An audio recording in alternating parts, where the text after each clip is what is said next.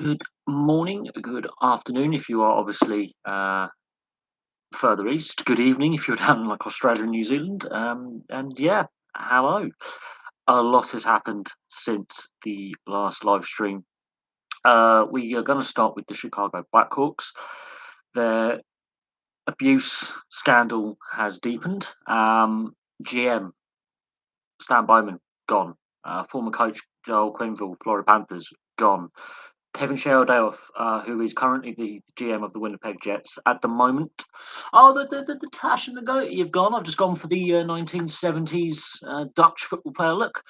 But as I was saying, in regards to the Chicago Blackhawks sex abuse scandal, Kyle Beach has obviously now come out and named himself as the John Doe. We also know there was a second unnamed player who brought concerns towards the management group at the Chicago Blackhawks back in 2010.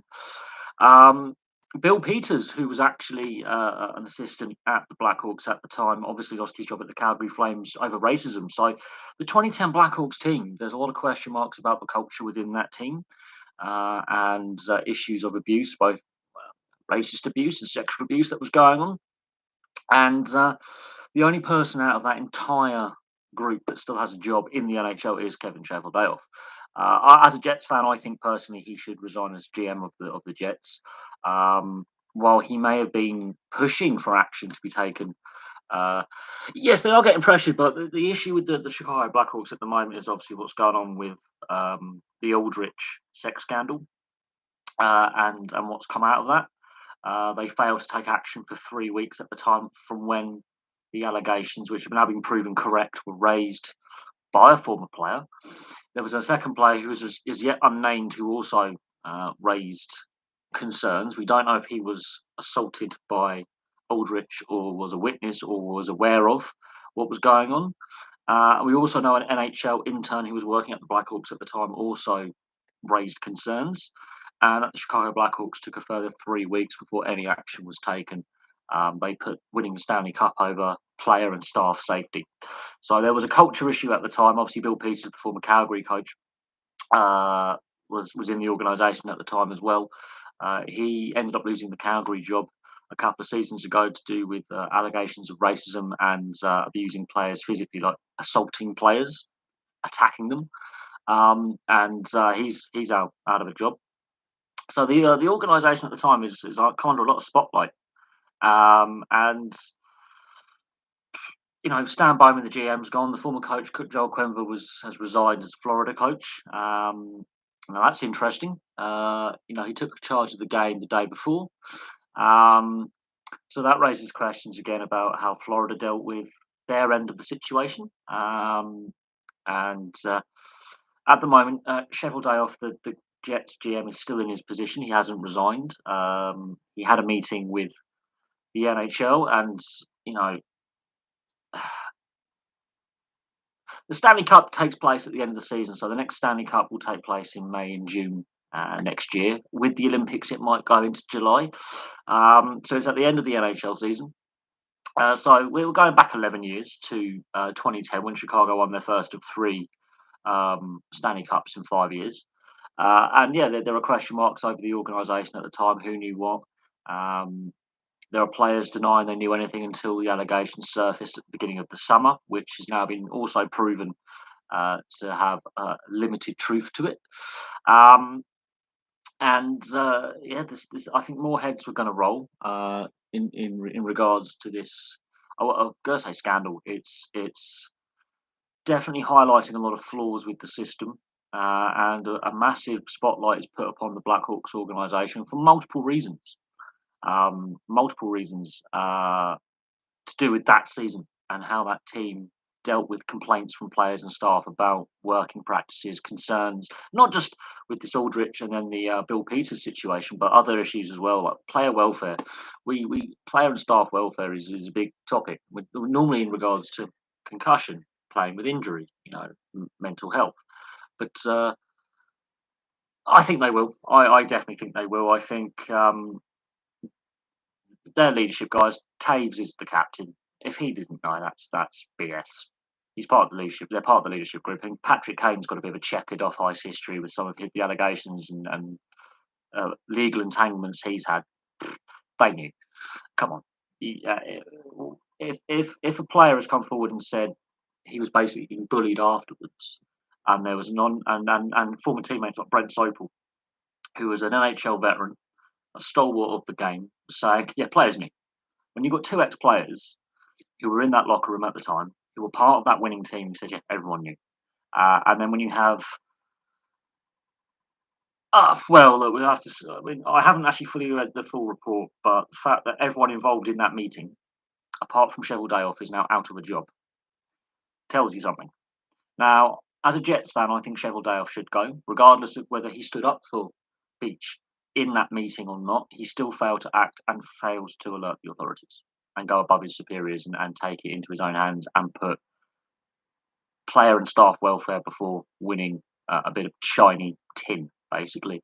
And yes, every player and coach's and organisation's dream is to win the Stanley Cup. Absolutely. They could have still won that Stanley Cup without having to wait 3 weeks to get rid of and sack Aldrich and go to the police. They could have done that. They could have easily done that, still won the Stanley Cup. It could have probably bonded the team closer together had they done that.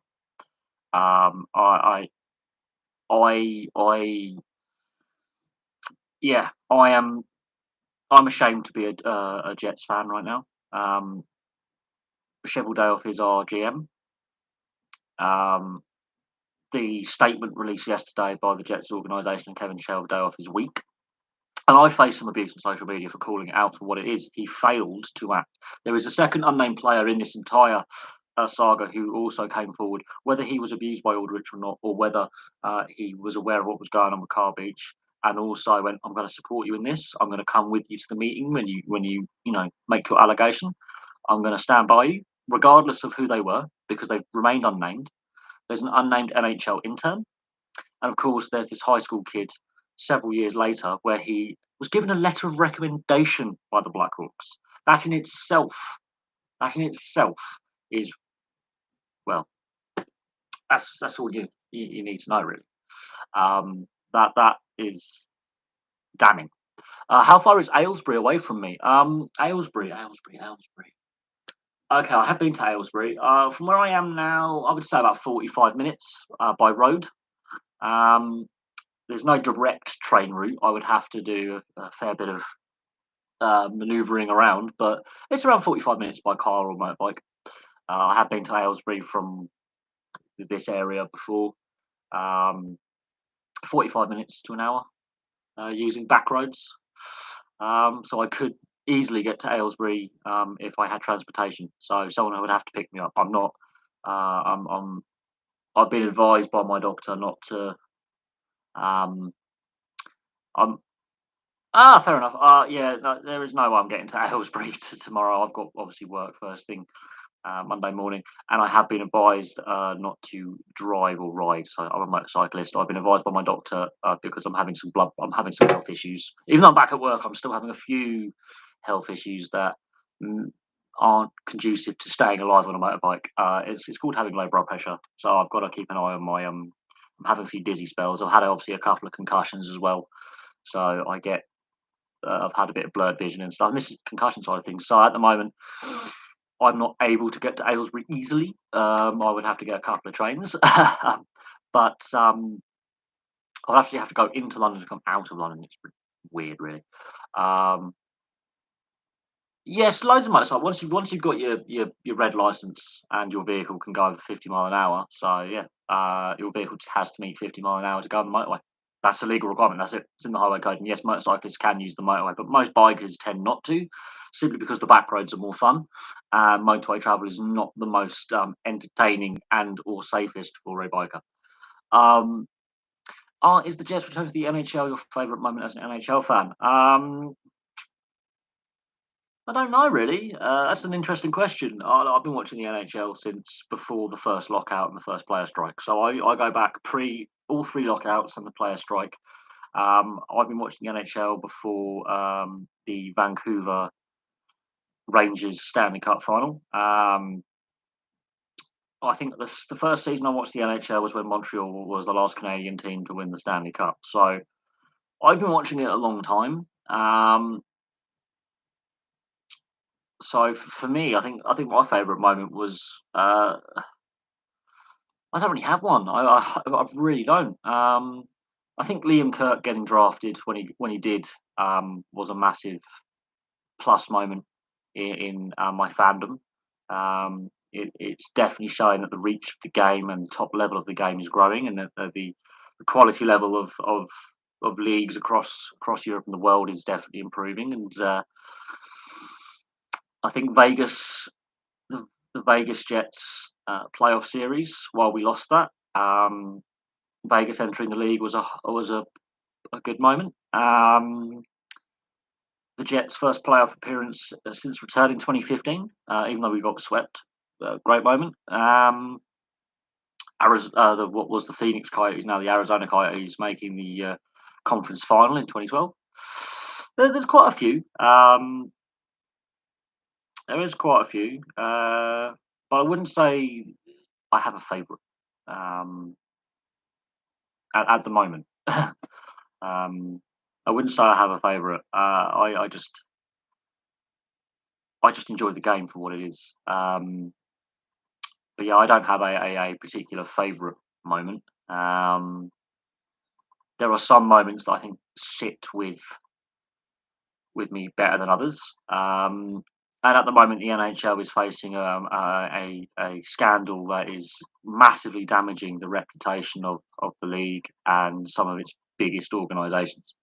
The Blackhawks, the Panthers, and the Jets are under the spotlight for how they've handled the aftermath, because what's come out in this report, and I think more stuff is yet to come out, because there's a second unnamed player, there's an NHL intern, and of course we have this high school player several years later, who should never have been in that position because the police should have been contacted immediately.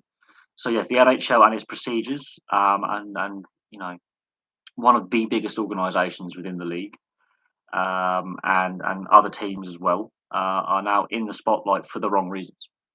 Now, how the NHL deals with this, considering what they had to deal with Bill Peters and other who was the other coach, the former Toronto coach, who also was fired in regards to his behaviour towards players. So in 2019, there was obviously coaching ethics came under question with the Bill Peters situation at Calgary. He was part of that Blackhawks organisation that is now under the spotlight in 2010 and 2009, 2010. So there is definitely this is a bad period for the NHL. It is. It makes the player strike and the three lockouts just look like your standard industrial dispute between a trade union and its workers and its employer. And they were pretty bad times for the league. Um, the situation with Arizona, they want to get this new building in Tempe, which is in the Phoenix metropolitan area. They want to move from, Glendale to the other side of Phoenix, while staying in their situation pales into insignificance. The situation, I think, at the Blackhawks, the situation where Florida should have stood Coach Q down, Joel Quenneville should have been stood down for that final game, and they're 7-9 to start the season. They're one of the best teams in the league right now. That situation, the fact that they've moved forward Sheffield Dayoff's meeting with Gary Bettman. He's still in a job. And that has divided Jets fans, and I'm one of those fans who think he should go, regardless of whether he stood up for Carl Beach and the other unnamed player and the NHL intern in that meeting to say, I think we should, take this further. I don't think we should delay, pushing for this guy to leave the organisation and contacting the authorities. He still failed to do that. He could have gone, no, I'm not listening to the rest of the room. I'm taking my initiative. He didn't. Evil things happen, or bad things happen, when good people do nothing. It's a variation on a famous saying from World War II. Evil happens when good men do nothing. And while I don't think Sheffield Dayoff has done anything legally wrong per se, because he was part of the meeting where it was decided we'll take action at a slightly later date, no action was really taken apart from they said, "You're out of the organisation, you leave, you're sacked, you're gone, you resign. But we'll give you a letter of recommendation for your future job." And he was allowed to go on, and Aldrich was allowed to go on and commit further offences. Bill Peters was part of that organisation, racially abused a player and ruined the player's career. Went on, had a career with other teams in the league. Ends up being sacked from the Flames, but the question marks over the Blackhawks organisation at that particular period are lots of things are coming together from different angles. So it's not just the sexual assault allegations, which have now been proven against Aldrich or Bill Peters, which has now been proven that he is a racist, or doesn't, or abusive towards players physically. Big question marks over the culture of that organisation, the win at all costs culture of that organisation, and player and staff welfare being secondary concerns. Is not a good look. And that hasn't been raised enough, that Bill Peters was part of that organisation, and he's got a clouded, checkered history when it comes to, allegations against him. So yeah, there's a lot of things. I think more heads are going to roll. I think this is far from done. The Blackhawks are still contesting the lawsuits against them, from both Carl Beach, the unnamed junior hockey player who was. I don't know if he's still playing hockey, the high school student. The other unnamed player and the NHL intern, I don't know if they're taking legal action, but as far as I know, there are still 2 active lawsuits against the Blackhawks that they're contesting. They could easily settle out of court and say, "Yeah, we take liability, we plead guilty, we take liability for failure to act." They're contesting those lawsuits, which is not a good look. The fact that the owner has, there's been a massive clear out of management, that doesn't change the fact that there are still people within that organisation who were fully aware of what was going on. Kane and Taves, I don't know how, that they could be future Hall of Famers. I wouldn't say they're necessarily automatic, because Patrick Kane, off the ice, is not a desirable individual either, with some of the allegations and convictions and legal troubles he's had. I think, we need to look at the how players get awarded Hall of Fame status. Patrick Kane is not necessarily the most lovable character away from the game, with some of the things that have come out about him and his antics off the ice, including racially aggravated assault. Yeah, that's not the most inclusive thing to have on your CV, is it? When you are part of when you racially assault a taxi driver. Well, look, the Blackhawks. I don't think their logo or their name is as bad as, like, I think it was the Cleveland Indians and the Washington Redskins. I think this cancel culture needs to hang on a second. Let's back up. The Black Hawk tribe was a big tribe in the Illinois area. I don't have a problem with necessarily the name or the logo. I am aware, I think in the CFL, I think it was Edmonton Eskimos have changed their name. Obviously, the Washington Redskins are now just the Washington football team. They still haven't come up with a name. The Cleveland Indians, I think, have changed their name and their logo. Bearing in mind, these teams suck. What I find really funny is these teams that have rebranded themselves suck. They're really unsuccessful. It's got nothing to do with the logo. It's just to do with how the teams are constructed. And the Blackhawks side of things, look at them on the ice right now. Rebranding is irrelevant. They haven't won a game.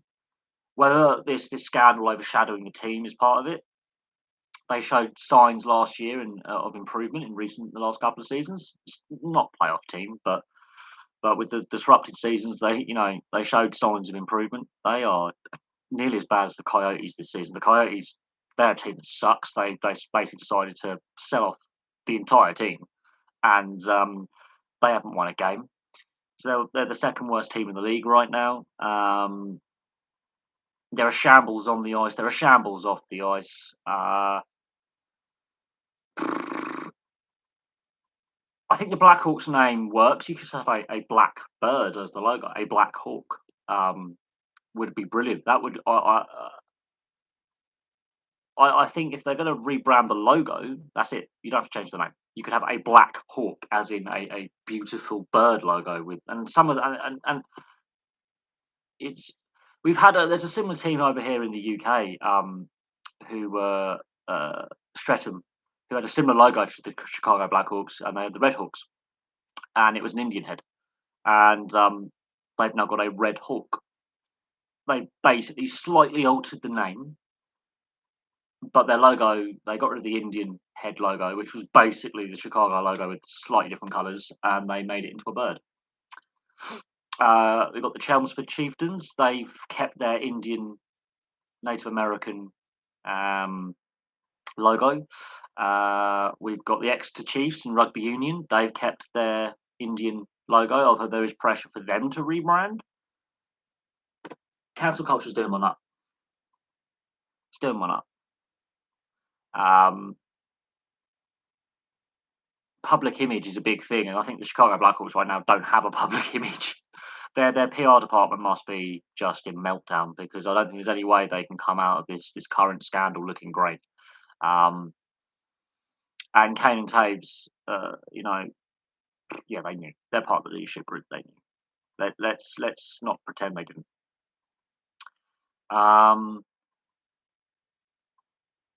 But as I say, I don't have a issue with the logo or the name.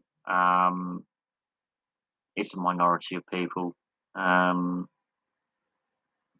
if they were to change the logo to a black hawk, an actual bird, other teams have done that, kept the name. The name is synonymous with Original Six. The jersey, the history of the team is a rich history. It's just very unfortunate what's happened and how the organisation failed massively. And I do think more is going to come out and more heads will roll, and this scandal is not going to go away. It's whether they decide we need a rebrand. I don't know how that's going to sit with Blackhawks fans. It's one of the most recognisable logos in professional sport. It doesn't matter if you follow North American sports or not. That logo is one of the most recognisable pieces of branding you're going to see in international sport at the professional level. It's the same with the Rangers logo. It's the same with any of the original six. Because the team is that successful, that historic, if they were to rebrand, I'm not sure how well that's going to go down. The fact that, this might be an impetus to clean house, restructure internally, and rebuild, fine, I get that. But the organisation needs to look at itself from top to bottom, and I think there's still more heads to roll. It'll be interesting if the NHL intern, the other unnamed player who raised concerns, and there were two players who raised concerns, Carl Beach being one, and that NHL intern, if they decide to go public with who they are and what they have to say, that will be interesting. These two lawsuits that are ongoing, that's going to cost a lot of money. That's going to be a big payout because the Blackhawks are still contesting rather than accepting liability, even though it's been proven that they failed. And it'll be interesting to see what happens with Cheveldayoff. It'll also be interesting to see who ends up becoming the full-time coach of the Blackhawks the full-time GM at the Blackhawks and the full-time coach of the Florida Panthers. So, this scandal, this dark chapter in the league's history is having an impact outside just not one organisation but several.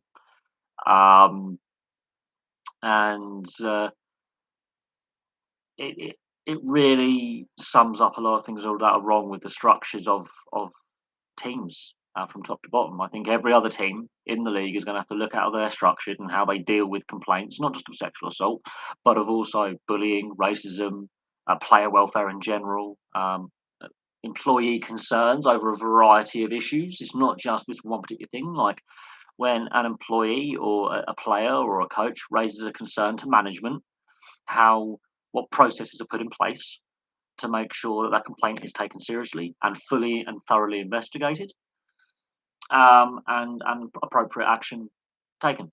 Who's going to win the Premier League this season? It's a three-horse race right now between Chelsea, Man City, and Liverpool. They are clearly better than the rest of the league. by some distance. West Ham, I think, are a dark horse for the final Champions League spot. We'll just have to see how the Christmas period plays out, and that's where the league was won last season by City. Was they weren't playing well, but they were scraping 1-0 wins and draws where other teams are dropping more points. So the Premier League, this festive period, the Christmas period, the Christmas New Year period, is basically where we'll see whether it's going to be those three contesting until the later stages of the season, or if teams like West Ham and teams like Leicester, because Leicester are starting to hit a bit of form now, they've woken up a little bit, can get into the mix and make things more interesting. But the festive period last year is where Man City won the league and where Liverpool and Chelsea didn't, basically. That is going to be the telling point. Whoever comes out of that the strongest is going to be in prime position to go forward. At the moment, I think it's too early to tell. Will Harry Kane still be at Spurs in February? Tottenham, hey, look, Tottenham are a mess. They are just a laughing stock, really. You know, it'll be interesting if he is. I think the whole saga in the summer basically was kind of a funny distraction, if I'm honest, from everything.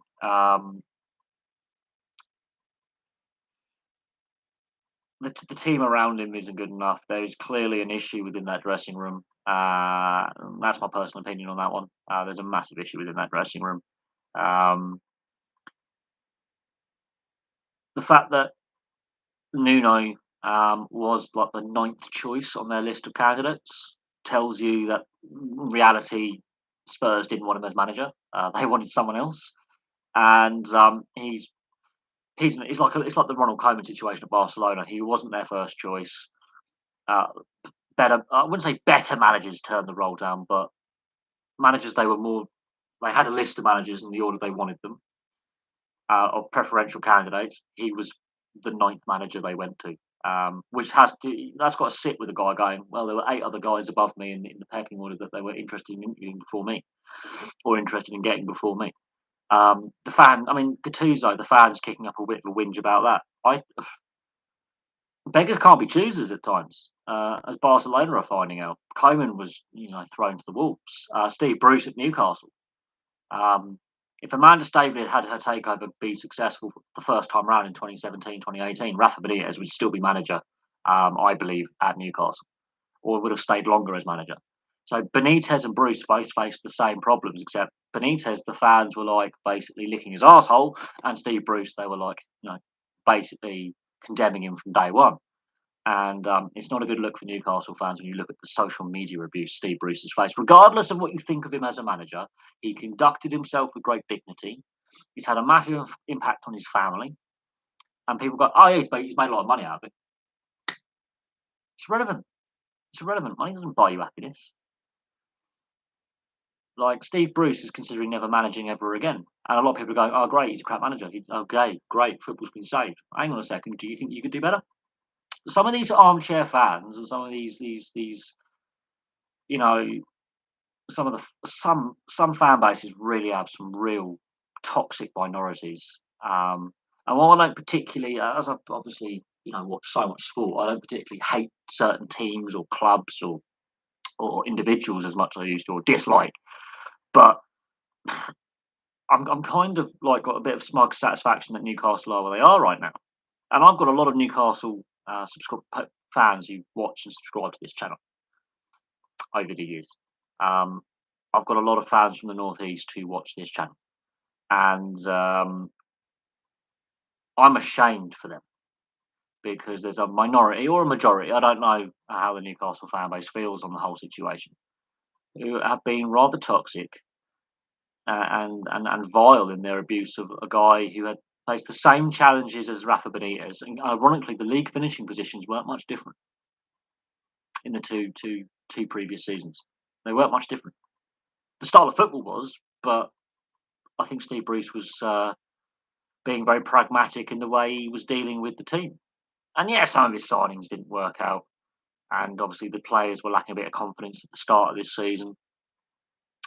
But yeah, social media is a toxic world. And I do have a lot of sympathy for Steve Bruce, regardless of what you think of him as a manager. Some of the shit he has faced, and I'm going to say that, is unacceptable, um, and not what we should be seeing in the 21st century. I think as a society, we've gone backwards. Do I think West Ham? Yeah, West Ham could definitely go above Man United. Man United, Solskjaer's under a lot of pressure, um, but again, you've got players there who are not performing. Big name players. Pogba, Ronaldo has been a misadventure. The Euros would have told you he's not a top player anymore. His legs have gone. His abilities, he's obviously still a great player, but it's time for him to retire. Let's be fair. I think the Ronaldo experiment is not working. Pogba, where do I begin? Harry Maguire, his confidence is gone. I don't think Harry Maguire is a bad player, but that defence, it seems unbalanced. It doesn't seem to be functioning. Um, I don't see Harry Maguire as a leader. I see him as a team player, not as a leader. He needs a centre back alongside him who's more of a leader than he is. He needs to be led rather than lead. Um, you got De Gea, a goalkeeper. He basically says he doesn't want to be there, and has made it no secret of the fact he wants to go to Real Madrid for like the last 5 years, 6 years. His save percentage has dropped massively. His penalty save percentage is one of the lowest in the Premier League. Um, Contemporary goalkeepers are better than him, significantly better than him. He's lost the number one spot for Spain. Um, yeah, so you've got a defence that is lacking true leadership, and Maguire is not a bad player, but he's been put in a role that hampers his game. He's not a leader. He needs to be led and guided. He's a team player, yes, but he shouldn't be in a leadership role, at least on the field. Off in the dressing room, yes. As a secondary leader, absolutely. As someone who can motivate his teammates and going in as an effort guy, yes. Wearing the captain's armband and being the guy in with the no, that is the wrong role for the player. Pogba in midfield. Oh God, Van der Beek. Oh God, Fred. Jesus. Yeah, Man United are in trouble. Is it Solskjaer's fault? Well, it just shows how good Alex Ferguson was as a manager. Um, but this is a long-term thing. This has not happened overnight. This just didn't happen yeah, it just didn't happen overnight.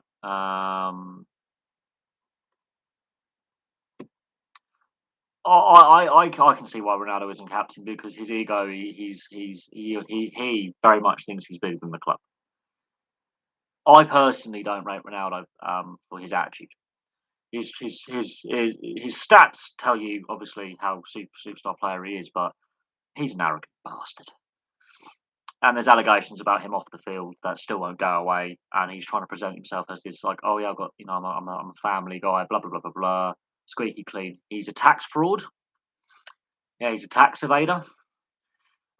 He's got sexual assault allegations that never go away from more than one individual. Um,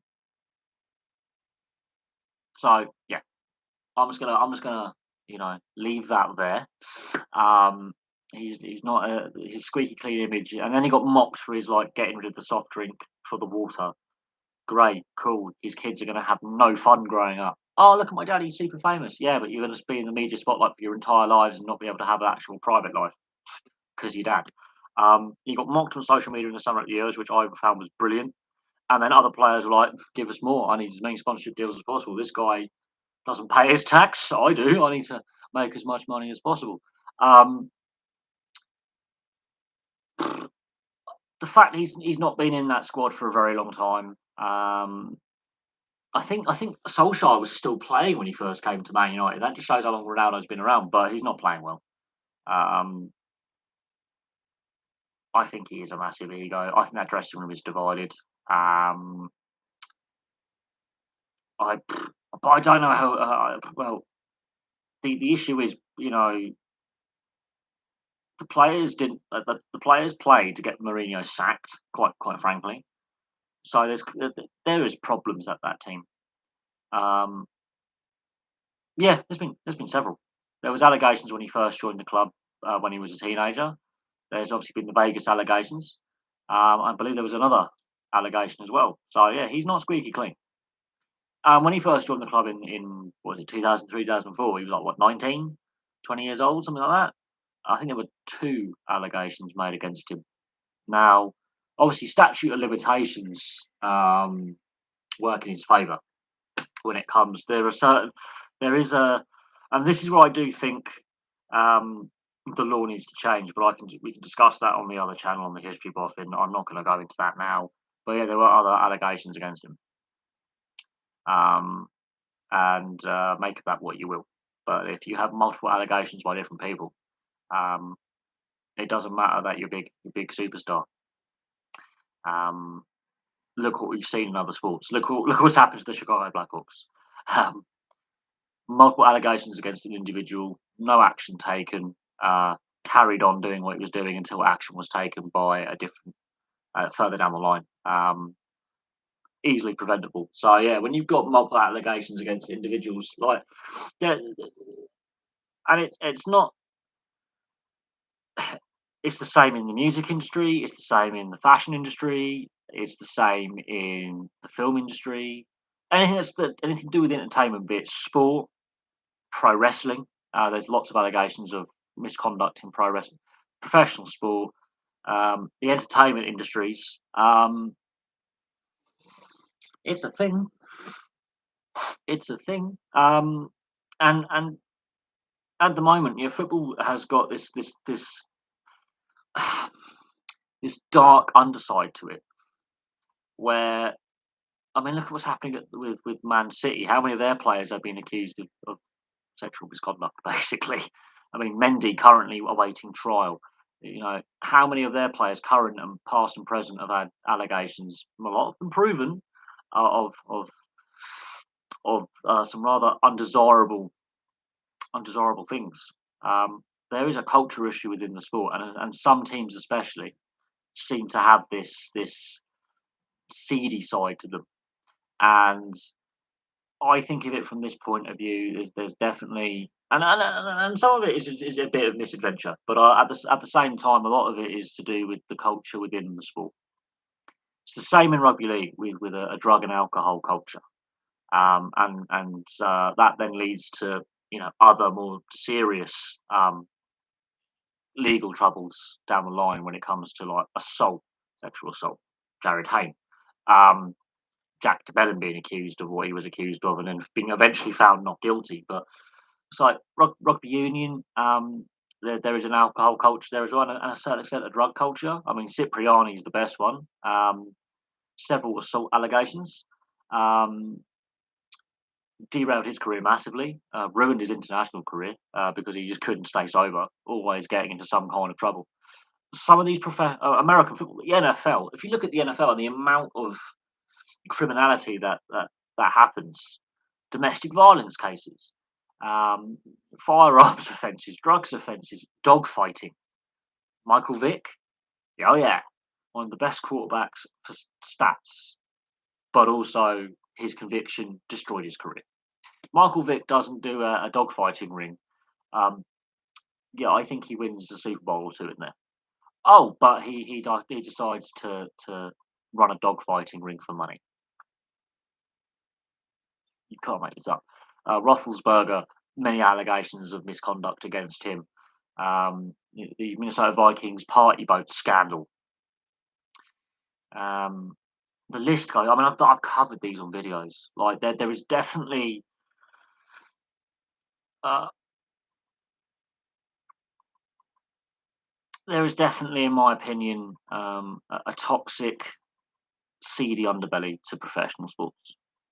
Um, the and A lot of it is to do with a lot of young players. They come on the scene at like 18, 19 years old.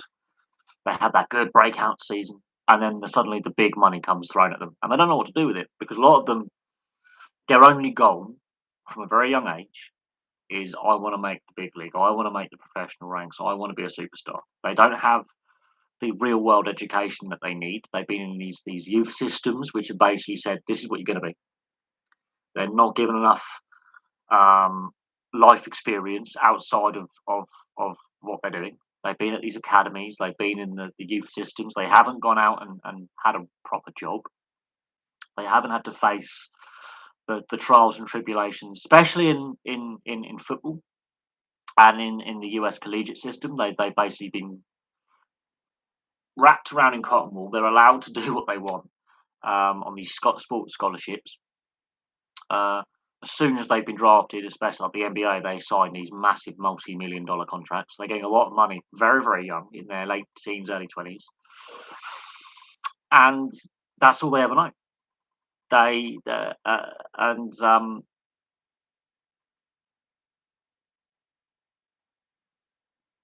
You know, that in my mind is a massive issue. Is how these young men, predominantly, although some young women. I mean, there's been some professional female athletes who've also had some legal troubles as well. Are guided and and assisted in their direction because a lot of them don't make it as professionals, and then they're just dumped on a scrap heap. Do I enjoy watching football games in the snow? Yes, I do like watching matches when the conditions are challenging. It doesn't matter if it's in the snow or literally howling rain, cut up pitch. It doesn't matter that it's football or rugby league or rugby union. I like it when the conditions really challenge and mix things up and make matches more unpredictable. I think it's a leveler. So when you've got this skill team that are relying on a perfect playing surface, fast playing surface, be it rugby league, rugby union, football, and then you've got the other team that are more workmanlike. They play the conditions better. It's a leveler. Snow games are probably more common in the Bundesliga because um, the continental climate. Hence why they had a winter break in place many years before the Premier League did. Most of the European leagues, yeah, institute a winter break because of the continental climate, more likely to have heavy snow, more likely to have colder temperatures. We obviously, on the edge of the North Atlantic, have the Gulf Stream. We're more likely to have a slightly warmer, milder winter, more likely to have snow later on in the winter into early spring, and less of it. Um, we have lower altitudes in this country. Obviously, in mainland Europe, you have the Alps and the Pyrenees, and the Carpathian Mountains, which are higher than the Scottish Highlands and the Welsh and English mountains as well. Um, you are more likely to have snow games on the continent than over here. Um, yeah, I think yeah, I do like watching matches on TV where the conditions are challenging, where you're having that heavy torrential rain, you're having that snowstorm, you have that really muddy pitch, bit cut up. Means that the more skilled side are brought to the down a level where they actually have to adapt their game, and there are those teams that don't adapt their game very well. They get challenged. Um, they get upset. The FA Cup is a prime example where the lower league side that may not have the best playing surface upsets the Premier League or Championship side. Um, we've seen it in international rugby league and rugby union where the pitch is a bit suspect is the best way to describe it. It isn't more of a leveler. It does mean that the skill side, the better quality side, is taken down a notch. They've got to grind out a result. Um, I do enjoy those type of contests. They are great fun to watch, and generally like the other team, the support is generally good support. There's a lot of energy in the stadium. You can pick that up on the TV footage, but it also I've been to a few games where the conditions aren't great when I was younger, and when you're in that stadium and you know it's a cold winter's day, it's wet, it's windy, there might be a bit of snow in the air. Um, it definitely adds something. It it it it it's it definitely adds something, and it definitely mixes things up a bit when you've got a hostile crowd, a, a less than perfect playing surface, a motivated underdog team, who most likely will be the home team. Yeah, that they can be some of the best games to watch, be it in the stadium or at home on the TV. They can be fun. It's like the American football with the Buffalo Bills and Green Bay Packers. I mean, they sometimes play in blizzards, whereas Minnesota have gone. We're not going to do that anymore. We're going to have the big inside indoor stadium out in Minnesota. We're going to avoid having to play in -30 outside in a blizzard. But yeah, no, Germany, Switzerland, Austria, Poland, Belgium. Yeah, snow games are more common. That's why the Scandinavian leagues are summer leagues. There is no way the Scandinavian leagues can play in winter. They'll be playing on concrete. Um, and their leagues have far less money than the bigger European leagues to invest in undersoil heating. I mean, to invest in pitch maintenance and facilities. Even though some of the Scandinavian facilities are world class and very modern, not all clubs have a lot of money. So they're summer leagues. It's the only way they can function. And there's some calls to put the Scottish league system as a summer league, because of the lack of money in a lot of stadiums and the lack of undersoil heating at some stadiums. It might improve the quality level of Scottish football. Less likely that the weather has an impact. Look at the heavy rain we've had in the north of England, and southern and central Scotland, which has caused massive disruption, flooding, power outages, infrastructure damage. I mean, we got it lucky in the south. The weather wasn't great, um, but we got the tail end of a hurricane basically, and northern England and southern and central Scotland got absolutely hammered weather-wise. The amount of rain that fell, the amount of flooding from rivers just going, no, we can't take any more drainage. So I think, yeah, Scotland's day against Tonga. That's going to be interesting. How much, yes, the Murrayfield playing surface is a lot better than what it was 5 years ago. It was a terrible playing surface by international rugby union standards for a tier one nation. But it would be interesting what the weather conditions are like in Scotland, how much of an impact that actually has upon the game, um, and the play. And obviously Scotland being the home team, Tonga being the away team. Can the Tongans create an upset, or will it be a bit of an arm wrestle that Scotland are better equipped to win? At the breakdown, in the scrum, in the forward pack. If it becomes a free flowing open game, Scotland could be in trouble defensively.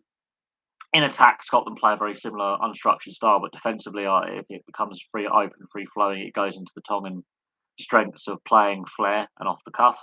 So that's going to be a good game at half 1. And then obviously you've got Wales versus the All Blacks. They'll have the roof closed at the Principality, the former Millennium Stadium, which I don't like. I think the roof should be open. Makes it more challenging conditions. I hate those perfect conditions all the time. I want to see a proper test match, where the conditions do challenge both sides. The All Blacks are unbeaten in 68 years against the Welsh. So that tells you something about their head-to-head. Ironically, the Welsh have gone with the Kiwi coaches. So now Wayne Pivac, formerly Warren Gatland, still can't beat the All Blacks. So that's going to be interesting. The All Blacks are not the force that they were in the early 2010s. So that'll be interesting. What do I think of formation systems? 3 at the back, 5 at the back, 4 at the back. To be honest, I think the best teams are generally pragmatic. They have more than one plan A, plan B, plan C. So when he said, "Oh, I don't think Busquets is a superstar," he isn't. You take him out of tiki-taka style football, he's crap. He can't tackle, he can't run, he can't man mark, he can't shoot. All he can do is pass. You take Busquets out of the tiki-taka Barcelona system of a decade ago, he is worse than Paul Scholes. He's a poor man Paul Scholes. Just happens to play on for bigger money. You put a Busquets in a three at the back system or a five at the back system, a more defensively minded system. He's not a good defensive midfielder because he can't tackle, he can't run, he can't mark. It's great if you're playing in a team with 70% possession most of the time because yeah, he passes. He's not under any pressure. He can just pass little short passes, long passes. He doesn't have to run because it's all pass and move. He just has to stand there as a pivot and just pass the ball. Busquets is not a good player. He's a good passer of the ball. Did you watch him at the Euros? Because he was apart from that one game, he was really bad. Really bad. But this is Spain. They play without a centre forward. There's a massive division in the dressing room. There's a lot of egos. Spanish side is still living off that 6-year period of look, we're the best in the world. No, because football at the moment is crap, and your system drains the life out of football fans, and fans are switching off because ticky tacky makes you want to kill yourself. Oh, you won 1-0 with 80% possession. You're playing without a centre forward. You're trying to pass the ball in the back of the net. And then Arsenal tried to do that for a decade, and that was painful to watch because they won nothing. Oh, Jesus. Fashionable formations. I think the 4-3-3 is the best formation personally because I like fast counter-attacking football with a high press. I find that if both sides have a 4-3-3, it becomes more open end to end. I hate pure possession-based football where one team just dominates the ball and still loses. Spain, for example, Man City lately. Man City are so wasteful in front of goal. If you have like 60-70% possession, you should be winning 8-0 all the time. And then you look at the shooting percentages. These are professionals at the top level. This is why I think the quality level is not as good now as what it was 20 years ago. When you look at the possession stats for teams like Man City, teams like international teams like Spain, who play that ticky-tacky, antiseptic football, when they're winning just 1-0, or they're getting a 0-0 draw, or actually they lose 1-0, and they have all this possession. I always say it's great having loads of possession. If you do nothing with it, then you've clearly got a problem, a massive problem. I prefer fast-paced counter-attack. It's more fun because then the play opens up, and then this slow-paced possession football that a lot of teams want to play, with the goalkeeper playing out from the back rather than just leathering it into row Z.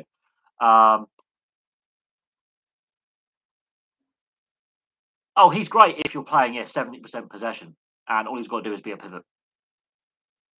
All he's got to do is be a pivot. If you're playing in a team where possession's evenly balanced and it's a higher pace of play, where it's end to end, you don't want Busquets on your side because he can't defend, he can't run, he can't mark, he can't manoeuvre himself, he can't find space, and he can't shoot to save his life. And so therefore he's a liability. He's not, his age got nothing to do with it. He was never that good as a player anyway. He was massively overrated because of the team he played in, and his teammates made him look good.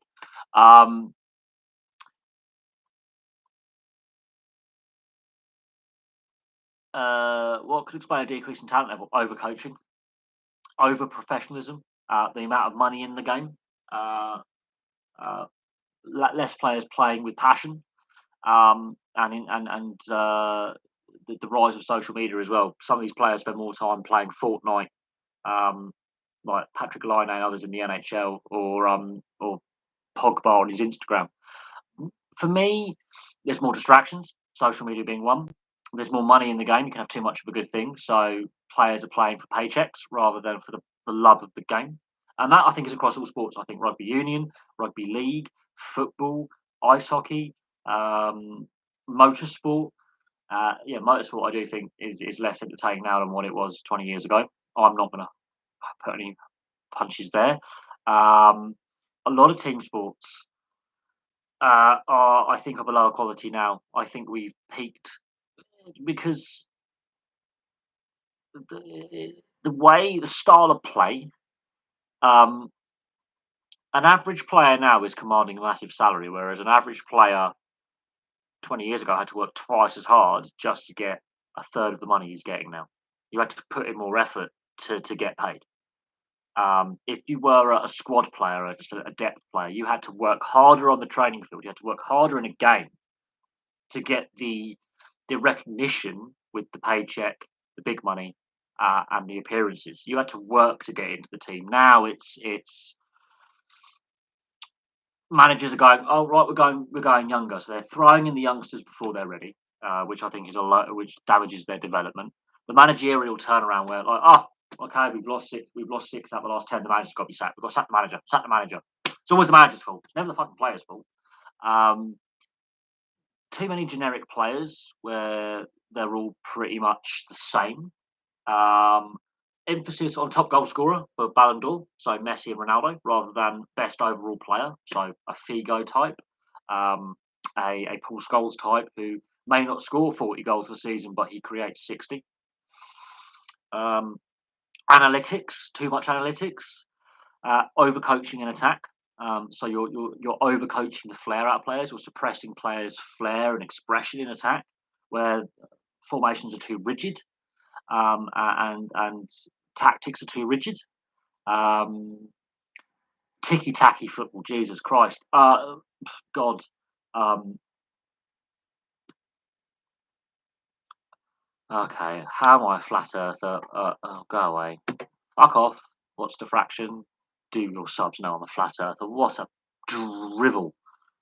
Absolute drivel. I've described the planet as the world, global, global. Jesus Christ, you can disappear. Um, I think yeah. There's too much professionalism. So it's easier for there's a higher percentage of players now becoming a professional than 20 years ago because more clubs have more money, initially in the initial phase. Um, you can have yeah. There's too much money. The amount of money in the game means an average player can get huge money. There's a lot of mercenary players out there who are just there for a paycheck, um, and they've not had to work as hard to reach the top level. Um, the the work ethic of some players, the social media distractions, the I just think the quality level is a lot less. Um, if and I think players are massively overcoached. I understand coaching set plays in defence. Definitely understand that. But when you're overcoaching an attack, saying you have to attack this way, allow players to have that flair and that vision where you can see the space, you can see where your teammate has made a run, found a gap, you put that player through that gap. So rugby league, rugby union, you see the defensive line and you put your teammate through that gap, or you put that kick in, or you put that miss pass in as an attacking creative player. Your teammate's running off your inside or outside shoulder. Either way, you're looking that way, miss pass. So you misdirect. Football runs off the ball where you pull the defenders around, create that space for the number 10 or the number 9 if they drop deep, or a deep run from the sweeper has disappeared from the game because it's now the sweeper keeper, which I don't like. I'm not a massive fan of the sweeper keeper because that in itself is just a disaster waiting to happen. Manuel Neuer, um, while he's classed as the best sweeper keeper, he makes so many errors, but he gets away with it because the players are out of it. Bayern Munich, they get him out of a hole. They suffered their biggest defeat since 1978 against Borussia Mönchengladbach 5-0. Bayern Munich, the shine's come off. They're not the team. They've dominated a league because they always seem to buy the best players. They make sure the other German teams aren't able to compete because another German team has an up and coming talent. Oh, we're having him. And before the 70s, Bayern Munich weren't a very good side. Their history is all recent. But losing 5-0 to Borussia Mönchengladbach, that's a warm, fuzzy feeling inside. That's a trophy that we're winning this season. They're not going to dominate all the German trophies this season. Just rub hands with glee. Eintracht Frankfurt winning the German Cup a couple of seasons ago is, yeah, beating Bayern Munich in the final 3-1 is a sign, yeah, Bayern Munich have finally, I think, had their glory spell. Look at Barcelona. They're in a mess. They've overextended themselves. They've massively overpaid average players in a league that's very uncompetitive. And suddenly the league's becoming more competitive. They've been found out and they're falling apart. It's this when you're a neutral. You want to do that because you want to see competitiveness. The fact that the other Premier League clubs tried to stop the Newcastle takeover because they were worried it was going to become too competitive and too difficult to get in the top six tells you all you need to know about how money's ruined the game. You want to battle and challenge yourself every single day. And if that means you've got 19 other teams you're battling against from day one to win that league title, um, and you want to have as many teams as possible fighting for the European places and the top spot, that can only be a good thing. When you're trying to stop that and hoard the, the money for yourself, that's a bad thing. It's a bad thing. It really is. It really is. You know, it. I like competitiveness. I like it when every team can beat every team. There is no out and out favourite. At the moment, there are three teams that are really, really close together, and then you've got Leicester and West Ham, in my opinion, that are the next best two, who I think have actually got a bit over the rest of the league.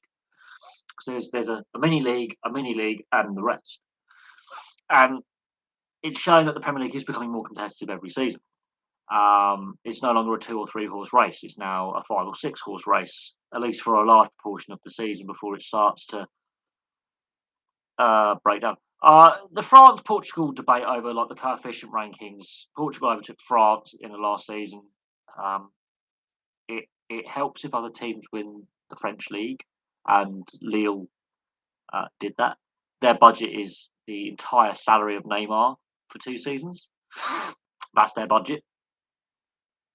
I'm not gonna lie, that's a great story. It's two fingers to the greed of well one club in France who don't want to play ball when it comes to reducing their expenditure. The other teams in the top flight in France have gone, yeah, no, we'll make an unofficial agreement that we are going to cap expenditure. We're going to look at our salaries. We're going to look at our expenditure. The TV deal isn't great. We're going to live within our means. PSG, yeah, let's throw some more money at Messi at his salary. Like, it's an unhealthy, unbalanced league. And Lille winning was good for the league. Lyon getting close was good for the league. PSG winning everything every season apart from the Champions League is bad for French football. Really bad for French football. And Messi's only got a year or two left before he retires anyway, because it takes one severe injury and Messi's done. Messi's done. Quite simply. So, and Mbappe looks like he wants out. Neymar has missed almost half the games he's been eligible for a variety of reasons, through suspension or shagging his sister. That joke is not going away. Let's be honest, because every time his sister has a birthday, he's either injured or suspended. For the amount of money they've spent on Neymar's wages, he's missed half his games that he's eligible for. That is ridiculous. The fact they've been investigated for financial fair play. Oh, look, a brown envelope goes to UEFA's personnel desk. Suddenly their punishment is reduced, and Qatar gets a World Cup. So you couldn't make this. You couldn't make this up. It is literally one rule for PSG, another rule for everyone else in the French league. I can see, yeah, and the TV deal in France isn't great, but that doesn't affect PSG. It affects everyone else. And the best French players don't play in France. They play in other leagues. That tells you something about the state of play when your best players aren't playing in your domestic league. That is not the case with the other top European leagues, with the best players still playing at home. Or a huge proportion of your best players are playing in the domestic league. That tells you something about the French league. It wasn't always the case. You go back to the 80s and the early 90s, your best players were playing domestically. It doesn't matter what league it was across Europe, your best players are playing domestically. The rise of satellite TV means your best players internationally aren't playing at home. Rugby league doesn't have the home, well, doesn't really have the homegrown player international rules officially. Rugby union does with some countries. If football was to do what rugby union does, where you have to be based in your country of origin to represent, unless there's exceptional circumstances, that would be very interesting. Football go into meltdown, but rugby union, it's allowed. and and some of these nations, like the All Blacks, like Wales, are very resistant to changing their select, and England are very resistant um, to relaxing or modifying their rules. Very resistant, and I think that's another thing that's killing rugby union. How can Lille are they how are they able? It's called work ethic and teamwork and culture, um, and motivation. I think I've covered that. When you've got an organisation that's arrogant and clearly in breach of as many rules as PSG, that's going to motivate you.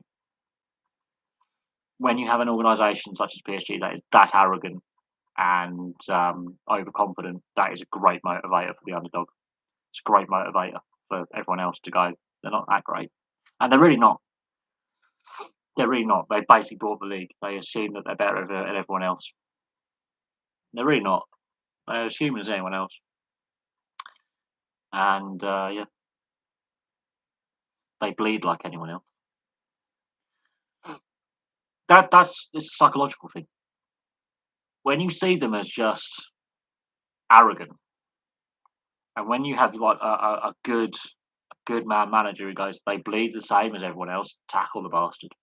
That's what I was told at youth level when I was playing.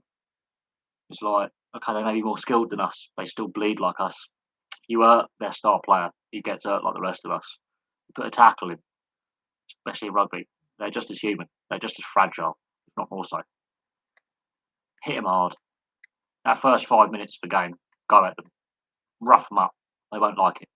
It's a great motivator when you are told they are just human. They're not superhuman.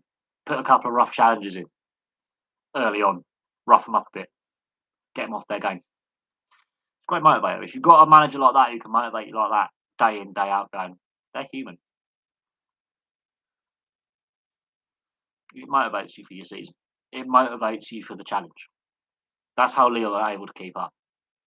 Not with money, but with character, with motivation, good culture, good team work ethic, good relationships within the dressing room. That's how you beat PSG. You beat them before you play them. They try and beat you before they play you with. Look at what players we have. Look how many superstars we've got. You beat them before you play them by going, they're just human. Don't treat them as superstars. Treat them as humans. Treat them as your equals. They think they're above you. They think they're better than you. They're really not. That's how you beat them. It's all a psychological battle. If you can overcome that initial psychological, okay, they're better than us. They're more skilled than us. They've got X, Y, Z superstars. You can have a team of superstars and be utterly woeful with no combinations. The team chemistry's off. Too many egos. If you can play on that as a unified team, you can win. And that's another reason why Barcelona are falling apart. Is some of these players think they're better than they actually are because of who they play for. Plain and simple. It's quite simple. It's psychology goes a long way to overcome gaps in talent. Work rate goes a long way. Teamwork goes a long way, and character. You've got character guys who will put a shift in for. Yeah, I've that's like 15 months of growth, 4 months of sideburn growth. Yeah, it's basically not giving a flying fuck what the ex thinks. Apparently, this is hideous. Apparently, according to my ex partner, I didn't realise her opinion mattered, considering that half her hair is fucking green and glows in the dark, because that's a mature adult thing to do. Yeah, so it's called not giving a flying fuck. Uh, it's that's my attitude to life these days. Is just I don't give a toss what other people think. It's me. I like being different. Sodom. But yes, it is a quite an impressive 1970s head of hair we've got going. I decided to go for the Dutch 1978 World Cup side look. Maybe a bit of Georgie Best in there as well. A bit of Ari Hahn, Neeskens, Gerd Muller. I've gone for the 1970s footballer look. Um, just felt like it. But yes, it is. It is a massive, massive bit of a bit of a messy mullet and some crazy sideburns. I just felt like a change. The beard was getting scraggly. This bit here had to go. It was getting a bit annoying. The neck hair had to go. It was getting a bit annoying. And yeah, I don't care what certain people think because I don't think their opinion matters. There you go. Their opinion doesn't matter. And considering like the last since I would say about Easter, I've not been mentally feeling great and had a lot going on. It's nice to feel feel good about oneself. Is the Morgan Riley extension good for the Leafs? No, no, they've got too much money wrapped up in only 5 players. 5 of their players eat into over half their cap space per season. You got Matthews, Marner, Nylander, Tavares, and now Riley. I think the average salary for them is about 9 million per year. Tavares is on like 11 million. Riley's on 8. They're in cap hell. There's a reason why your best goaltender's left. Okay, there's a reason why you've got a young Campbell in goal, and then your 2 backups. I mean, Hutchinson on his day can be brilliant, but then not consistent. He's bounced around the league. You know, defend. There's no gnarly. Their top goal scorer is Nylander. I think they've won 2 games all season. Their record, it's early in the season. Their record's poor. They're in a tough division, and they have an unbalanced lineup where they defensively they're not good enough. Oh dear, no, it's not because there's no cap space. There isn't no cap space. Seattle still have cap space. And this is where I think some of these other teams like Arizona, Arizona's in complete rebuild mode. They don't care. They've written this season off. They're tanking. I hate tanking.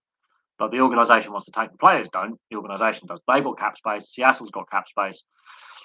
But the Leafs, they're having to be creative with long-term injury reserve. Same with Tampa. They've got to become creative with how they manage things.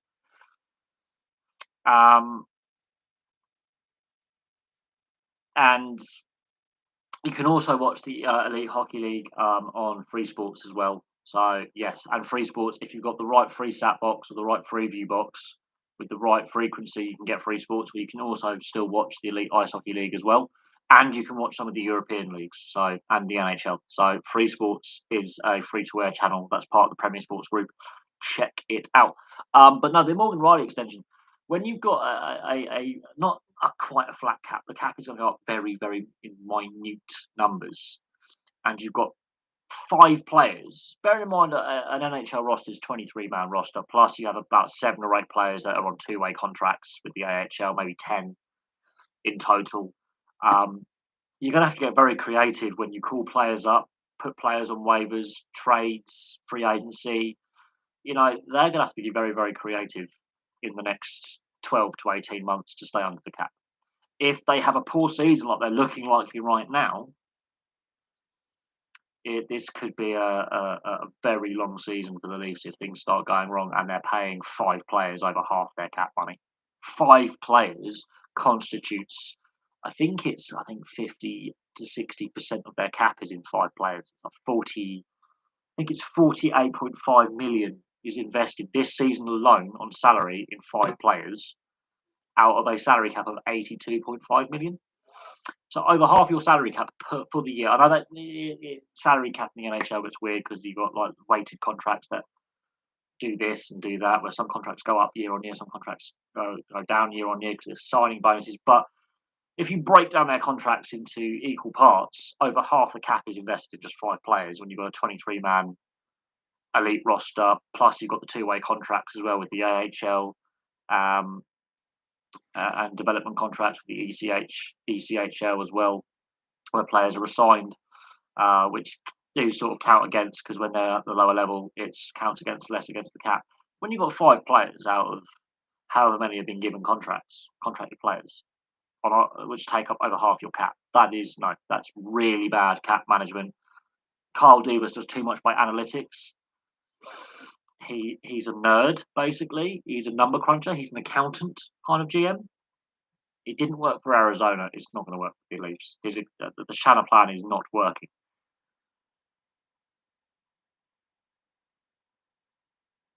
Basketball. The reason why the salary cap and the salaries are bigger in the NBA than the NHL is the rosters are smaller, and the league makes more money. The league is worth more money. Even I think the least valuable team is worth more money than all but 5 of the NHL franchises. It because of TV. It's to do with the TV deals that the NBA has. It's the fact that the NBA has had a salary cap since 1988. Which, guess what? Um, the Gary Bettman was the guy who designed the salary cap for the NBA. That's how he got the job at the NHL. Um, the the the the the reason why NBA contract and NBA players the best played athletes in the world is their rosters are tiny. Their team, the squads are tiny. Um, whereas the NHL, you've got a lot more players. It's a more expensive sport to play because of all the equipment. Um, the league makes less revenue because the TV deal isn't as worth as much. The NBA's got a far better TV deal. Um, and that's to do with the American market with a national TV deal. ESPN getting the TV rights over NBC might, increase the revenue, but because it's a very geographical league in the sense that it's most popular on the northeast coast, the Canadian border area, that narrow strip of Canada, you know.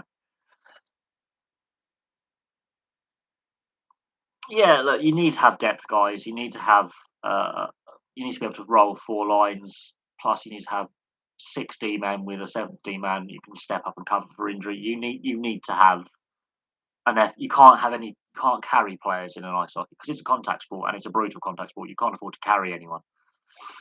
Everyone needs to be committed 110%. If you're not committed, you'll get hurt. You're harming the team. Um, Same in rugby league, rugby union. You cannot be a passenger. You have to be 100% committed every shift you play. Um, that's why a lot of hockey players will play with broken bones. They will play with niggling ligament injuries. They will play through the pain barrier. They will push themselves hard. Um, they'll be pushing themselves, and then in the off season, then they get the surgery they need, unless it's so debilitating their injury that they need emergency surgery there and then. They will play with torn rotary cuffs, ligament damage in their knees, fractures. Like Max Domi's basically come back from broken ribs. His ribs haven't fully healed. He's playing with basically broken ribs. I think it was Petter Forsberg played with a ruptured spleen, which nearly killed him.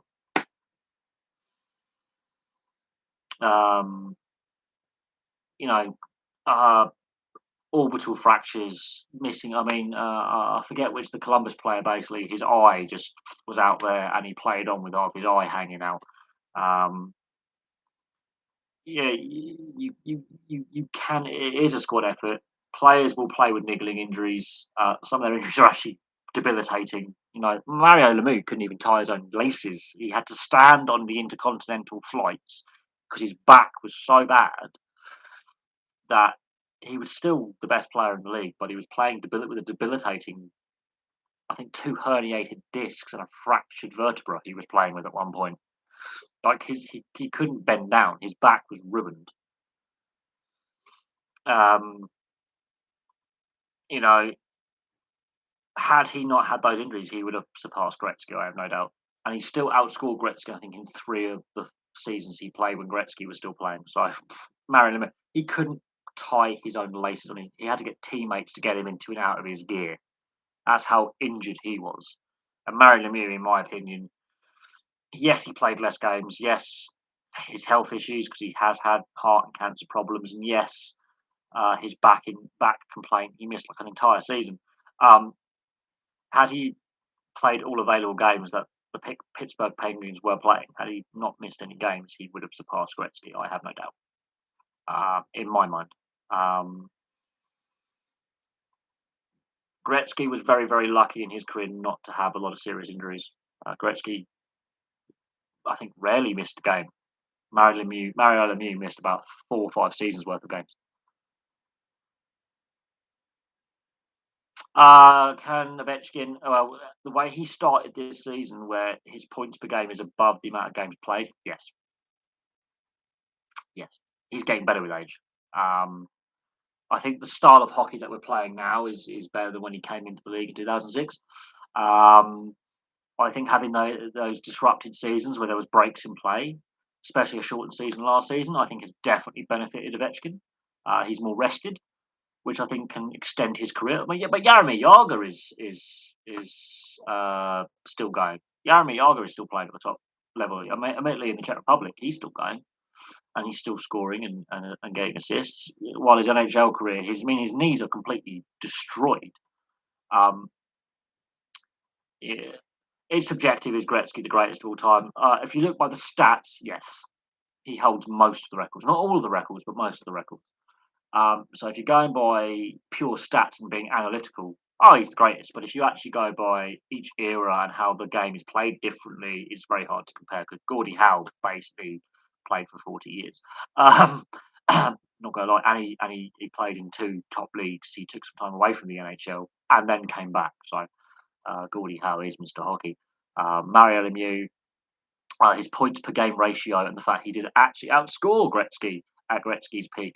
I think 3 seasons where he was the top points and goal scorer.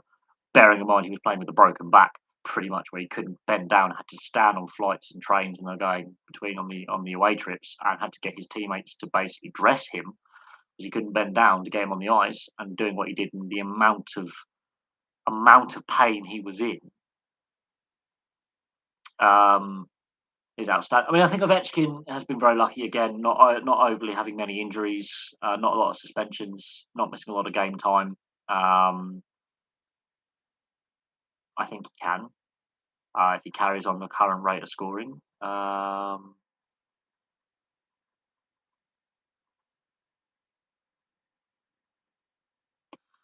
uh,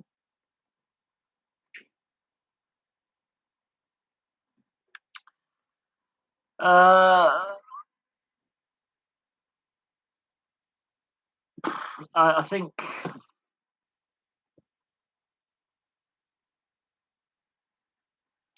I think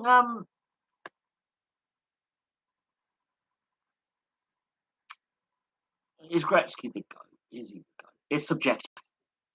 It is subjective, in my opinion. Very subjective.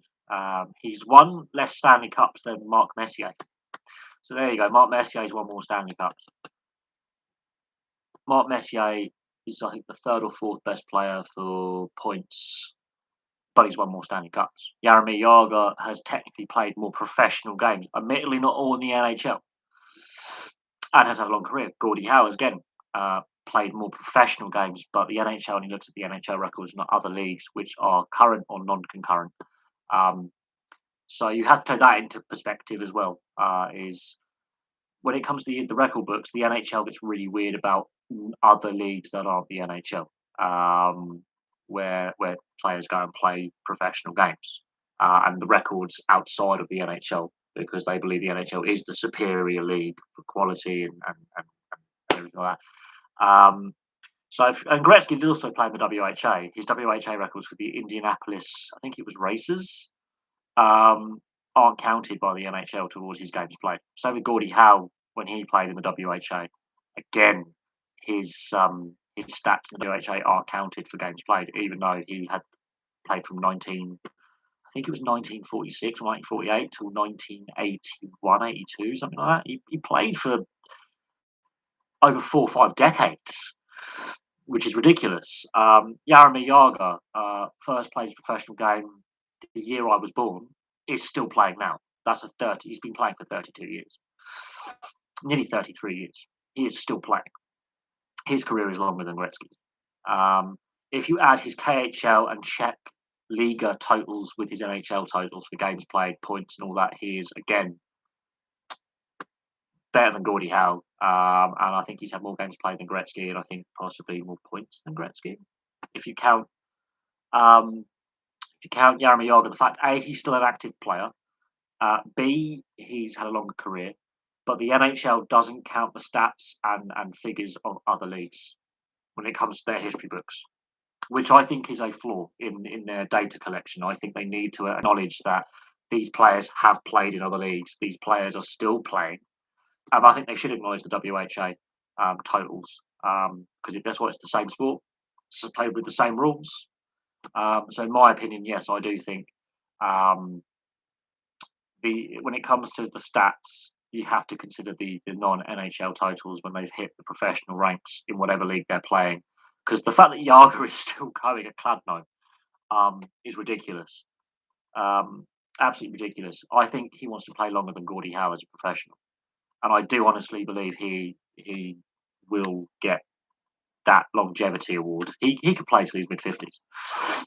I honestly believe Jagr could play till he's like 55.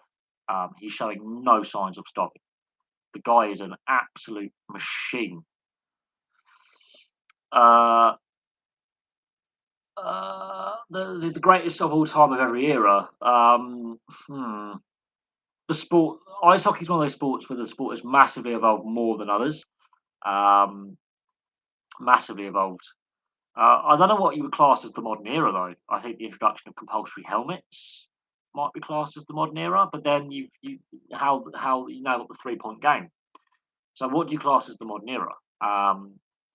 That's where I would start looking at the original 6 totals to the expansion era. But then what do you class as the modern era? 67, when the league doubles in size. 91, when the league goes from 21 to more teams. So this current expansion era, do you go from the WHA expansion? I mean, where do you go with the NHL? With the greatest of all time, because the style of play has changed. The 80s, it was a free for all. The 90s was dead puck, and goal scoring was at the lowest it had been since the 1950s and 60s. Then you have the lockout eras, the 3 lockouts and the player strike. So and then you have the way they drop ties out of how they assess games. They had an 84 game season, I think for a couple of seasons. You now have an 82 game schedule. You used to have a 60 odd game schedule or a 40 odd. Then it gets really weird how you can compare points per game, appearances, goal scoring averages. And yeah, the fact that the NHL, when it comes to record books, discount other professional leagues where teams and players are played towards their final stats and facts and figures, especially when it comes to players. That's where Gretzky has this, I think, bias advantage.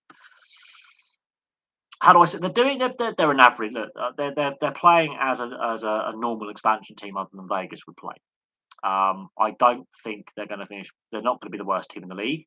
They're playing in the weakest division in the league.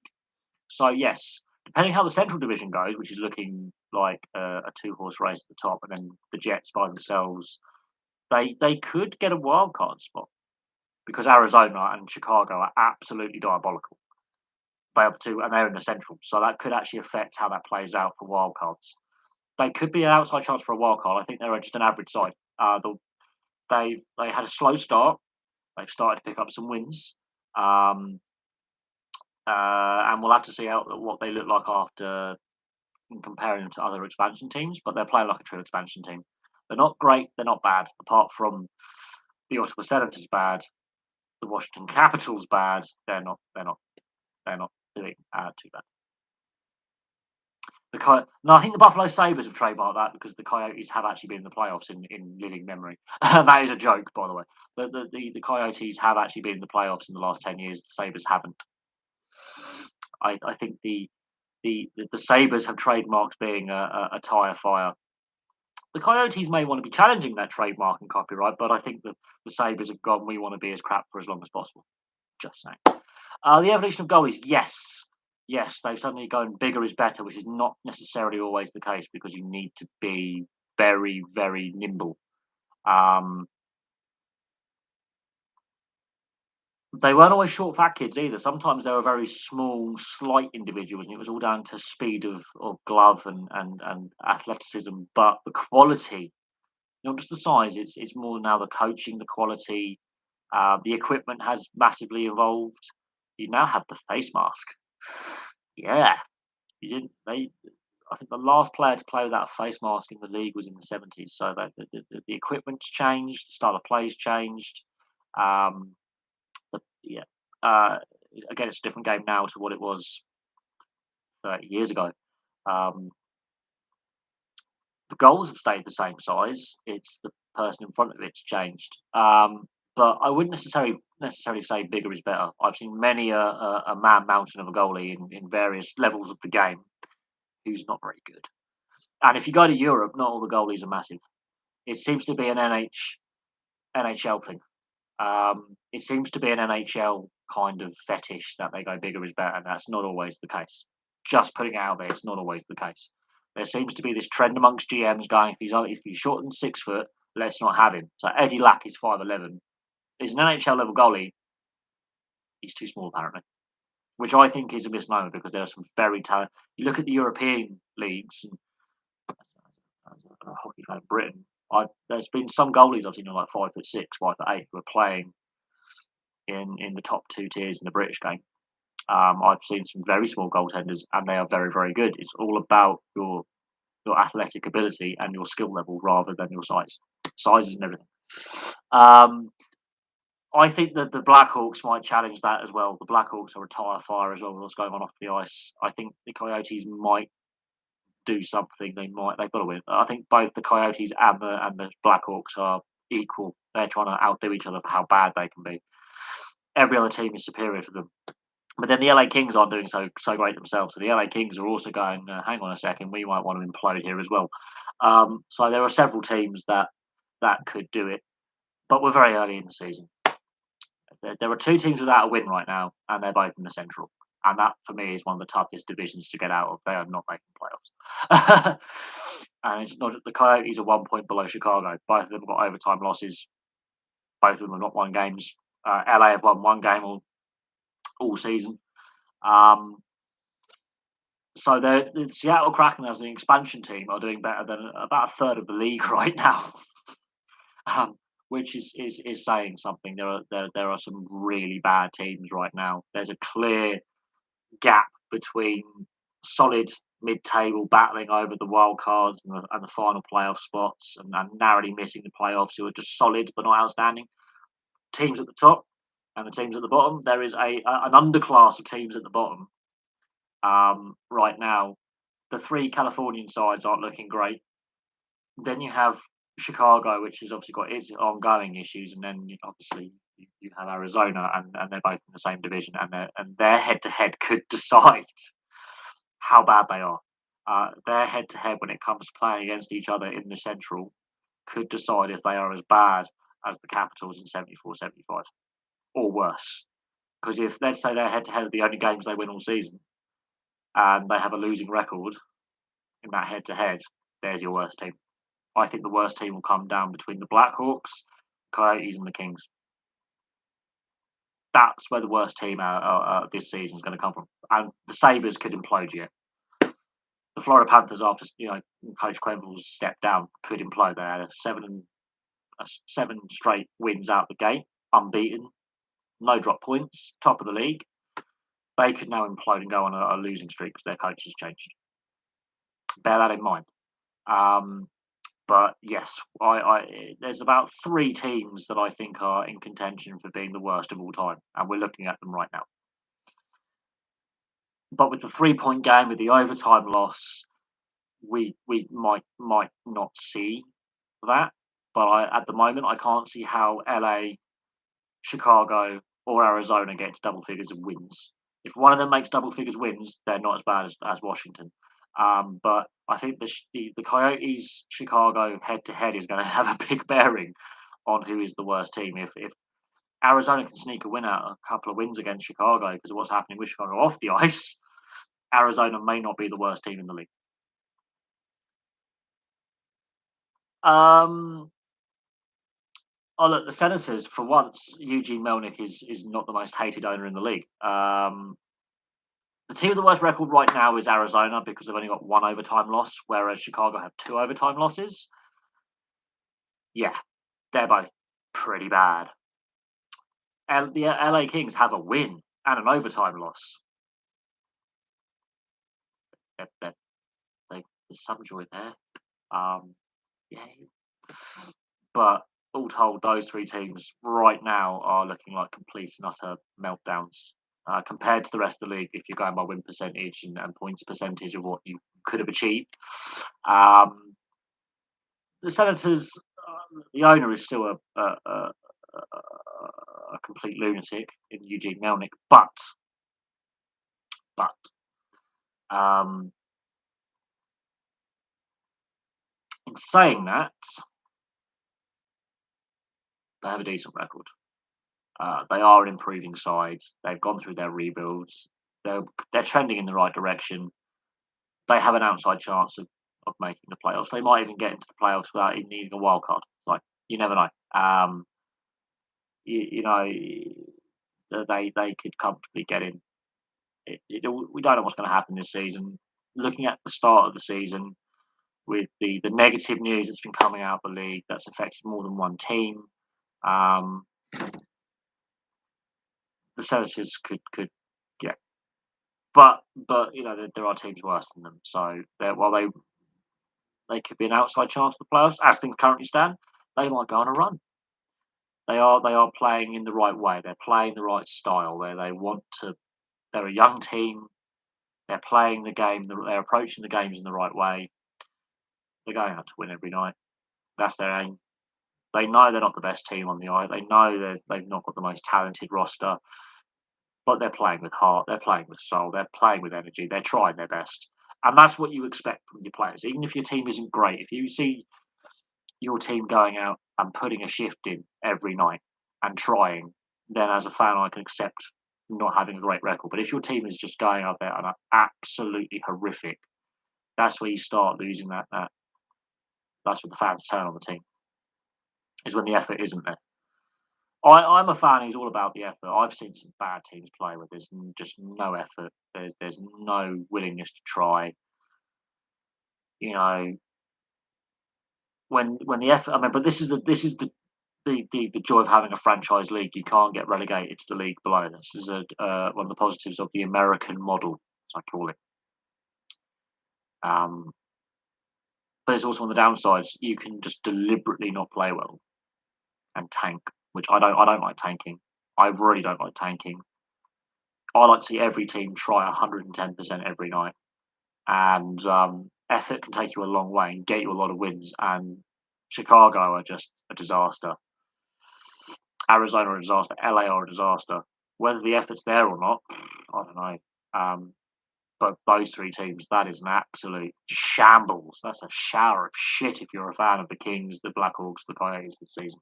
Absolute shower of shit. It's not a good look, but it is what it is. Anyway, I'm going to prepare myself for the Scotland Tonga Autumn International, and then we've got Wales versus the All Blacks later on. Those are two good games that I'm looking forward to. Yeah, I think Matt Murray has had an inconsistent spell. Even when he was playing at Pittsburgh, he wasn't necessarily the superstar that with the two Stanley Cup rings he's got that people expect. Liam Kirk, Liam Kirk is going to get some game time in the NHL. I have no doubt he will get a call up by the Arizona Coyotes, get some game time. If he's playing well, they're going to notice that he's going to get some game time. He's going to be an NHL player. I have no doubt on that. He will get game time in the NHL. He may be used as trade bait. He may be, the Coyotes may take a couple of bad contracts towards because some teams are in cap trouble. He may be moved on, and he's clearly a prospect that's developing really really well. He's in the World Championships. He was a point per game player. He was playing against like higher level players who play in higher level leagues. So yeah, he's definitely gonna get game time. Whether he stays in Arizona property or he gets moved on, we'll wait and see. We'll wait and see what happens. Um, he as a prospect, he may be part of a trade. I do think there's going to be some more trades this season with teams against the salary cap. Teams against the salary cap, he may be part of a trade deal. He may be part of a trade deal. There are teams who are up against the cap. There's going to be teams that have LTIR problems with players injured. And Arizona, with the way they are right now, they need to win some games. But I think by design they are trying to get the first overall pick. But I can see Liam Kirk being crucial to that team in some way because I do think he's going to get into the NHL. I do think Arizona may have no choice but to start promoting some of their prospects this season. They've got to, like, bearing in mind, they've got to meet the cap floor. There are rules about the salary cap. In the playoffs, it doesn't matter. You can be over the cap. You can be under the cap. Regular season, they have to make the cap floor. And if let's say there's one of their top paid players gets badly injured on LTIR, you're going to have to meet the cap floor. So they may take another bad contract and they may trade pieces out in order to meet the cap floor. That's something that needs to be remembered. Is they look at the players they've let go, be it on free agency or by trade. The way the salary cap works is there's obviously the upper cap limit, and people go, but Tampa went over the cap during the playoffs. Yeah, because Kucherov was an LTIR all season, so they were cap compliant. It doesn't matter in the playoffs. Postseason doesn't count. I think there are 10 teams right now that are basically working their way around the salary cap by putting players on LTIR and putting players on waivers and on two-way contracts just to make themselves cap compliant. So I think it's about a third of the league is basically in cap hell. Then there's a huge portion of the league that are close to cap hell and will be in cap hell in a season or two's time. And then you've got teams like Seattle and Arizona. Arizona are in danger of being not able to meet the salary cap floor.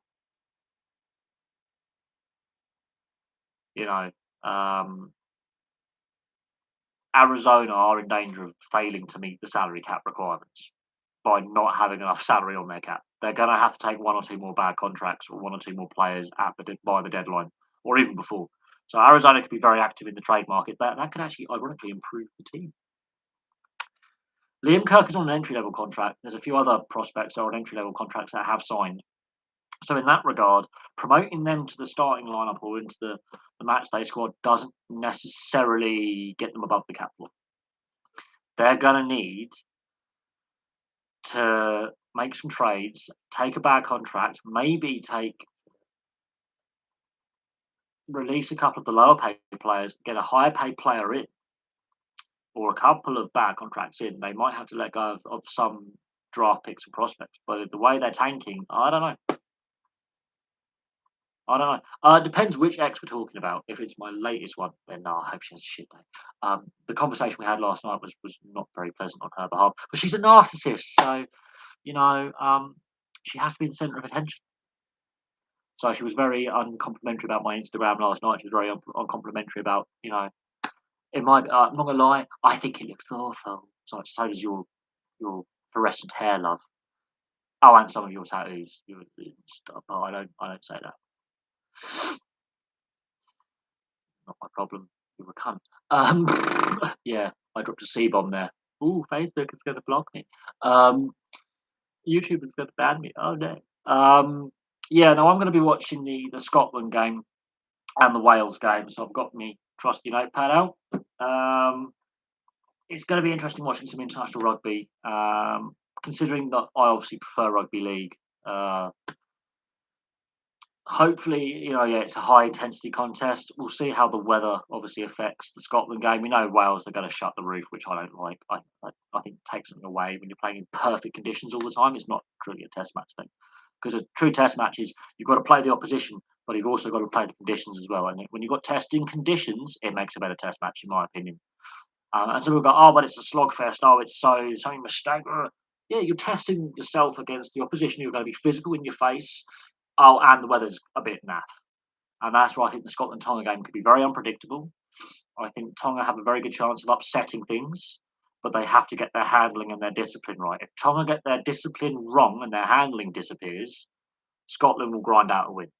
But if Tonga can go, sod it, we're just going to play unpredictably in a good way. They get their handling right, they get their pace of the ruck and maul right, the tackle area, quick ruck, quick maul.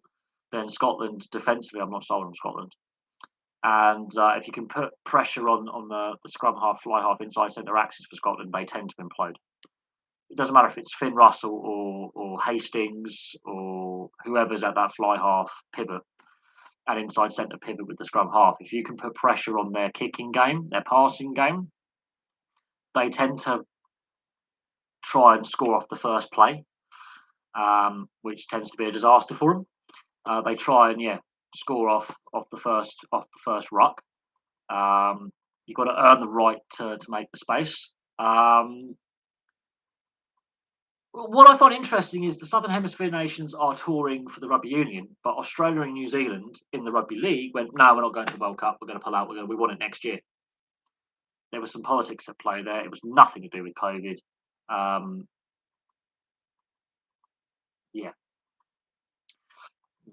And that's damaged the international game, and it's damaged the game in the Northern Hemisphere by not having the Rugby League World Cup right now. Personal opinion on that. Anyway, so I'm going to get prepared for that. I'm going to have some lunch so I can get my lunch eaten out the way.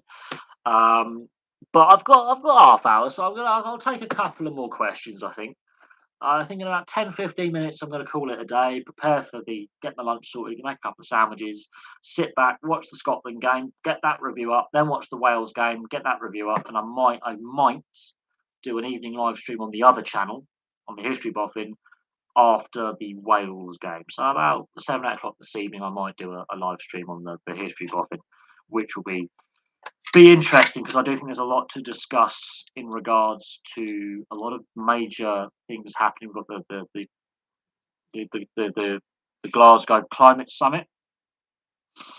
We have issues around Wayne Couzens, who was convicted of that woman's murder, Sarah Everard's murder, appealing his whole life tariff, which basically means he's never been released from prison, by the way. And us, the taxpayer, have to keep this guy fed and alive and respect his human rights.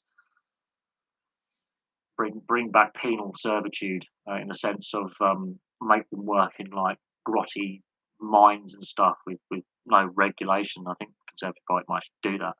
Bring back the old transportation, bring back transportation to like some uninhabited South Atlantic rock, like South Georgia or the Falkland Islands, and make them like eke out a living in the cold. And when the Argentinians come and invade, they can go, oh, they're the saviours, and then have them all shot.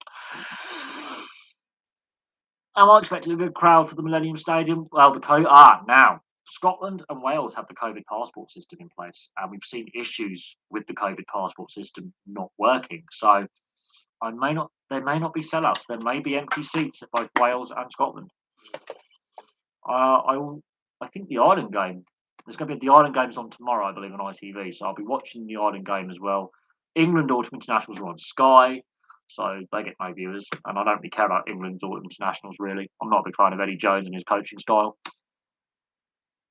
But I'm not a big fan of the Welsh playing style either. And me and the Welsh Rugby Union fans have a very interesting relationship. If you follow this channel long enough,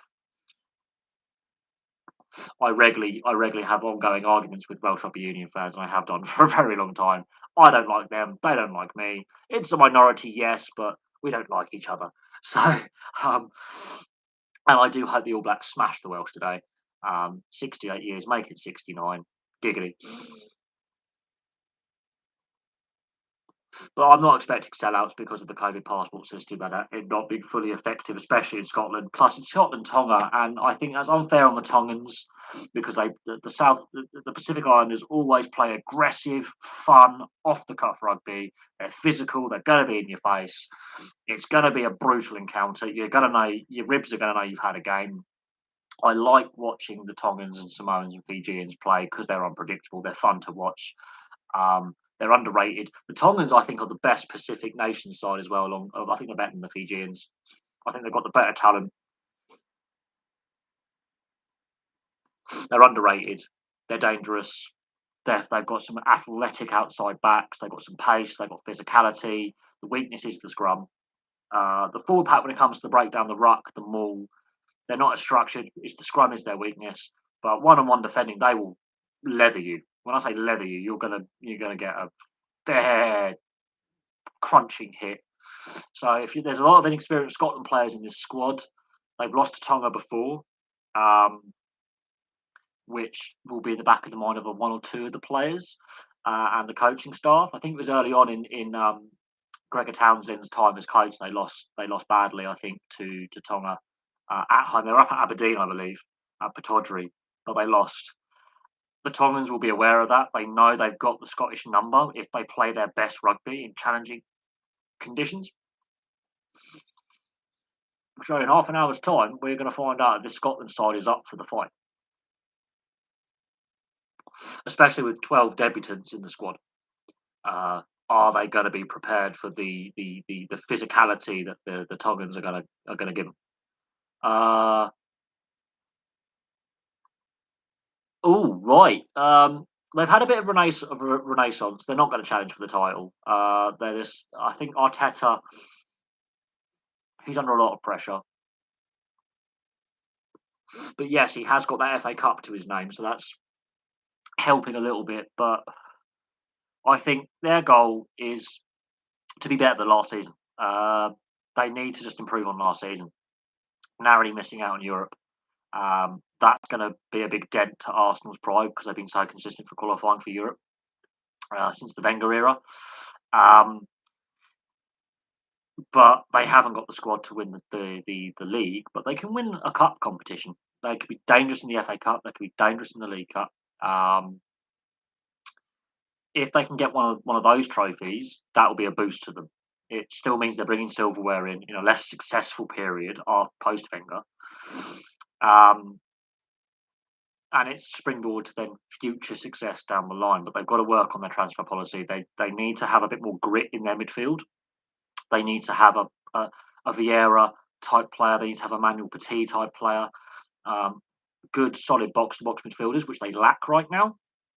They need to bring some of that kind of grit to their midfield, and their defence is soft.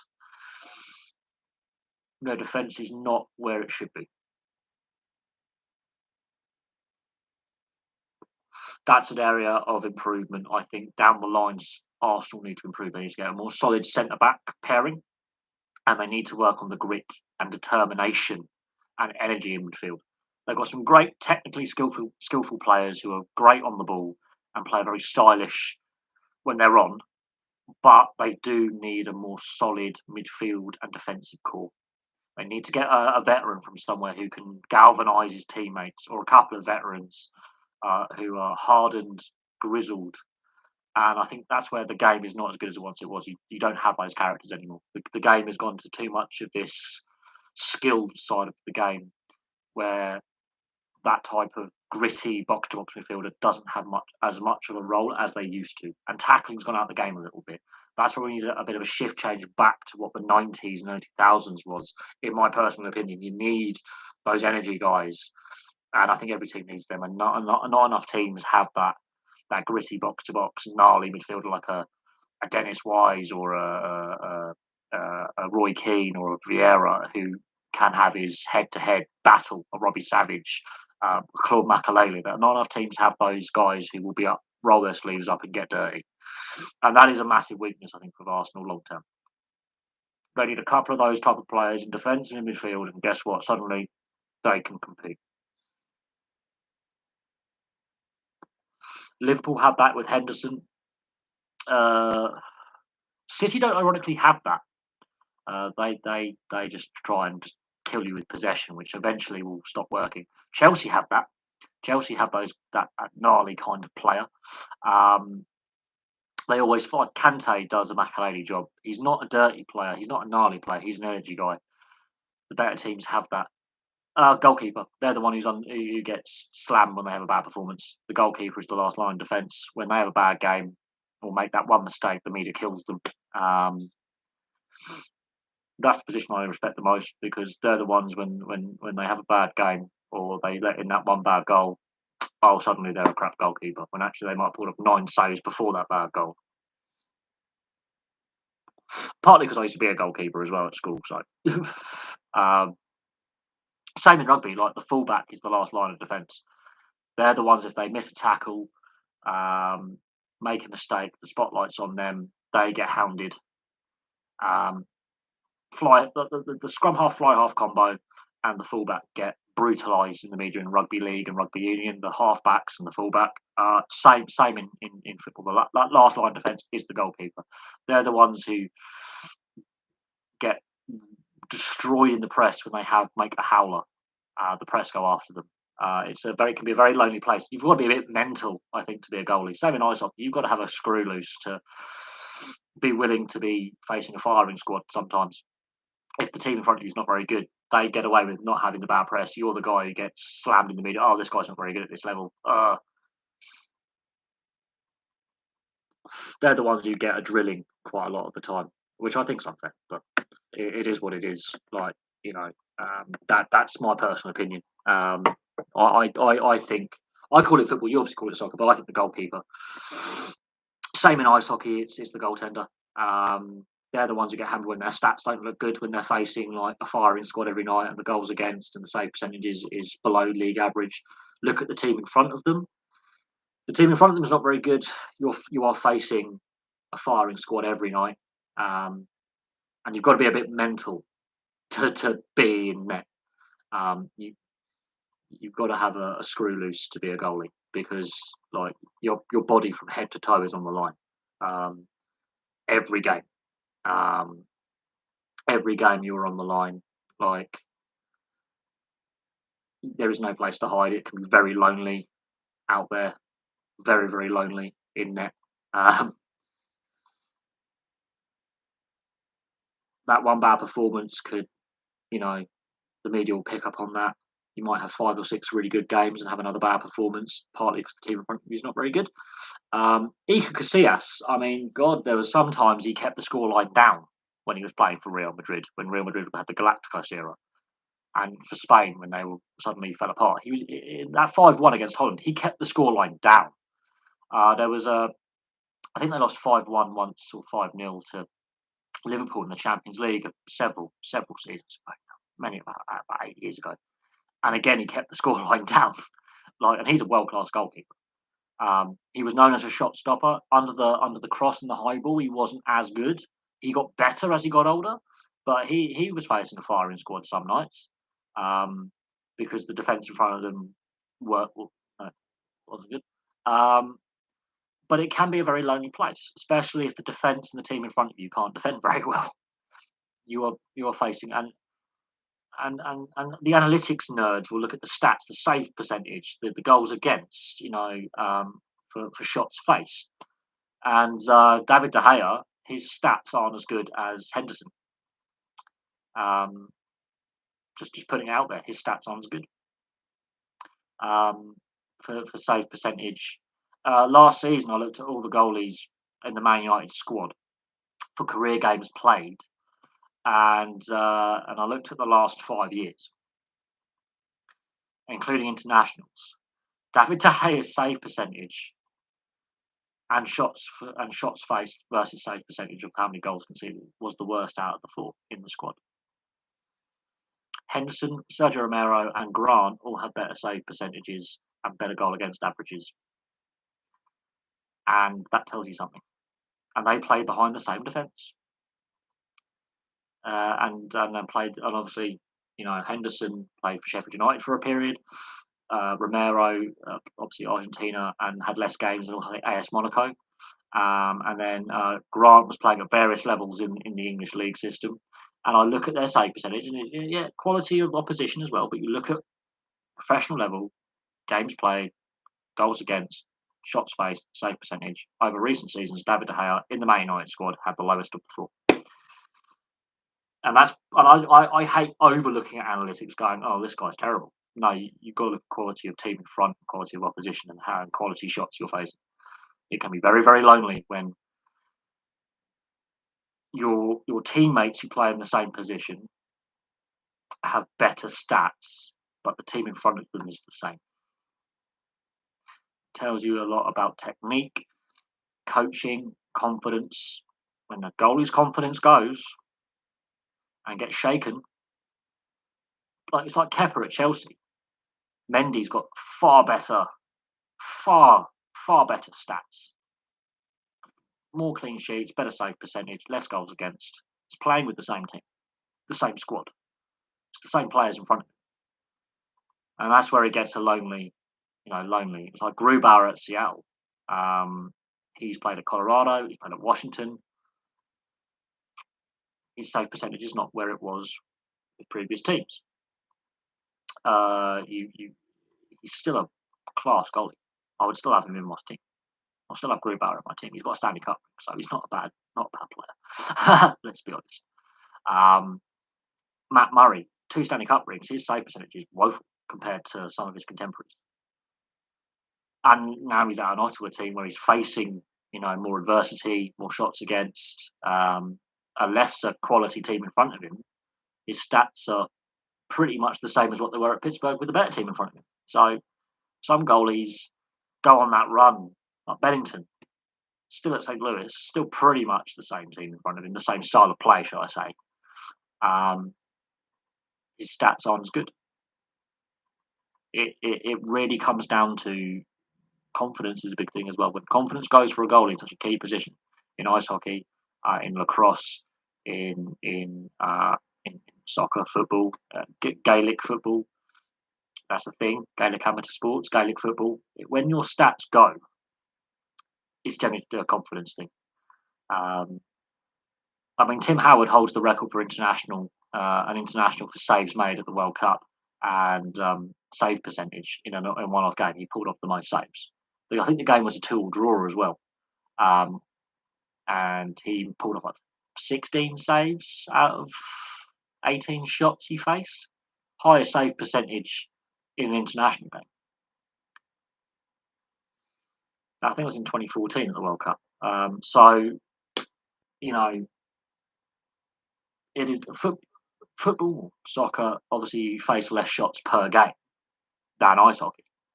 But I was watching the World Championships a couple of years ago, and Ben Bounds and the other keeper we had, what's his name?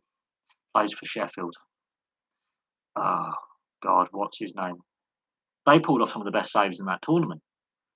They were facing 60, 70 shots a night, and they were keeping the scoreline down. So you imagine them playing at a higher level, playing with better players defensively in front of them. And this year, the World Championships, they were much improved. Jackson Whistle, that's his name. You fast forward 2 years, their save percentage had gone up. The team in front of them had improved in quality. Pretty much the same players, but they had developed well. They had, well coached. They had improved. Their save percentages went up. They won more games. So sometimes getting that exposure and getting that experience at the high level improves. But there we go. Anyway, I'm going to leave that there. Thank you very much for all your questions. Really, really interesting. Obviously, live stream, some really great comments. Didn't cover the rugby union as much as I would have wanted to, but we started with the Blackhawk scandal. I'm going to end with the Blackhawk scandal. I think there is still more to come out from this. There are still those. Obviously, Cheveldayoff, I don't think he loses his job. I personally think he should possibly resign or take some more ownership of his role within that management team that clearly failed in their duty of care. I would say the same if that happened at any other industry outside of sport. If something else happened like that in the workplace, where a complaint is raised, doesn't matter if it's sexual assault, physical assault, racism, homophobia, just workplace bullying in general, anything that could be classed as criminality or a employee welfare issue, you go to your management team and they don't take any action for 3 weeks, and then they give a letter of recommendation to that individual who then carries on with the same toxic behaviour, and in this case, really disgusting behaviour that obviously he's now in prison, but he's now been found guilty of those offences. Whether he's in prison or not, I can't remember if he's actually incarcerated or not. Is Aldrich, but if that was to happen in any, heads would roll. Like, cannot see how he has not had to do the same thing as Joel Campbell. Now, obviously, he's given his evidence. Interviews were taken. Obviously, he was fighting Beach's corner and that unidentified player, that NHL intern's corner in those meetings. But he still had the opportunity himself as an individual to go to the authorities and chose not to. He could have gone against the grain and said, "I'm doing this. You can sack me if you want. You can kick me out the organisation if you want. Lose trust in me if you want. I've got to do right by this individual," and he didn't. In the meetings, he might have, but he could have taken that further action. And that's, for me, is where I think, yeah. And I'm facing I faced a fair bit of barrage of criticism saying I'm basically saying that the individuals concerned are liars. They're not. They were proven to be vindicated. However, I do believe Chevy Dayoff should have gone to the authorities, and he chose not to. He had an opportunity to. Everyone else in that room had an opportunity to and chose not to. At which point, that says to me that there's a broken culture within the sport and within that particular organisation in general. Because Bill Peters, with what happened at Calgary, that incident again with Alou took place in the Blackhawks organisation at that time. So a lot of individuals have just ruined their own careers by not taking action when it was appropriate to do so in several cases of racism and sexual assault. Anyway, thank you very, very much.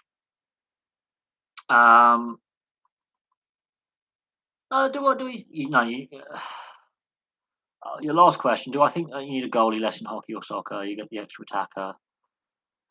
No, look, you still need that last line of defense. They can win you games. They can steal you a game. You can stand on your head. Doesn't matter if it's ice hockey, lacrosse, bandy if you want to be Scandinavian, shinty if you want to be Scottish, soccer or football. A goalie can win a game, can steal a game for you when the team in front is not having their best performance. They can be match winners, and they don't get the recognition I think they deserve. But thank you very, very, very much. And of course, I've got a couple of matches to watch in the rugby union, and then I will be doing an evening live stream on the History Channel after the Wales All Blacks game later today. So thank you very much for watching. Have a great day, everyone, and I hope to see you again in a couple of hours' time.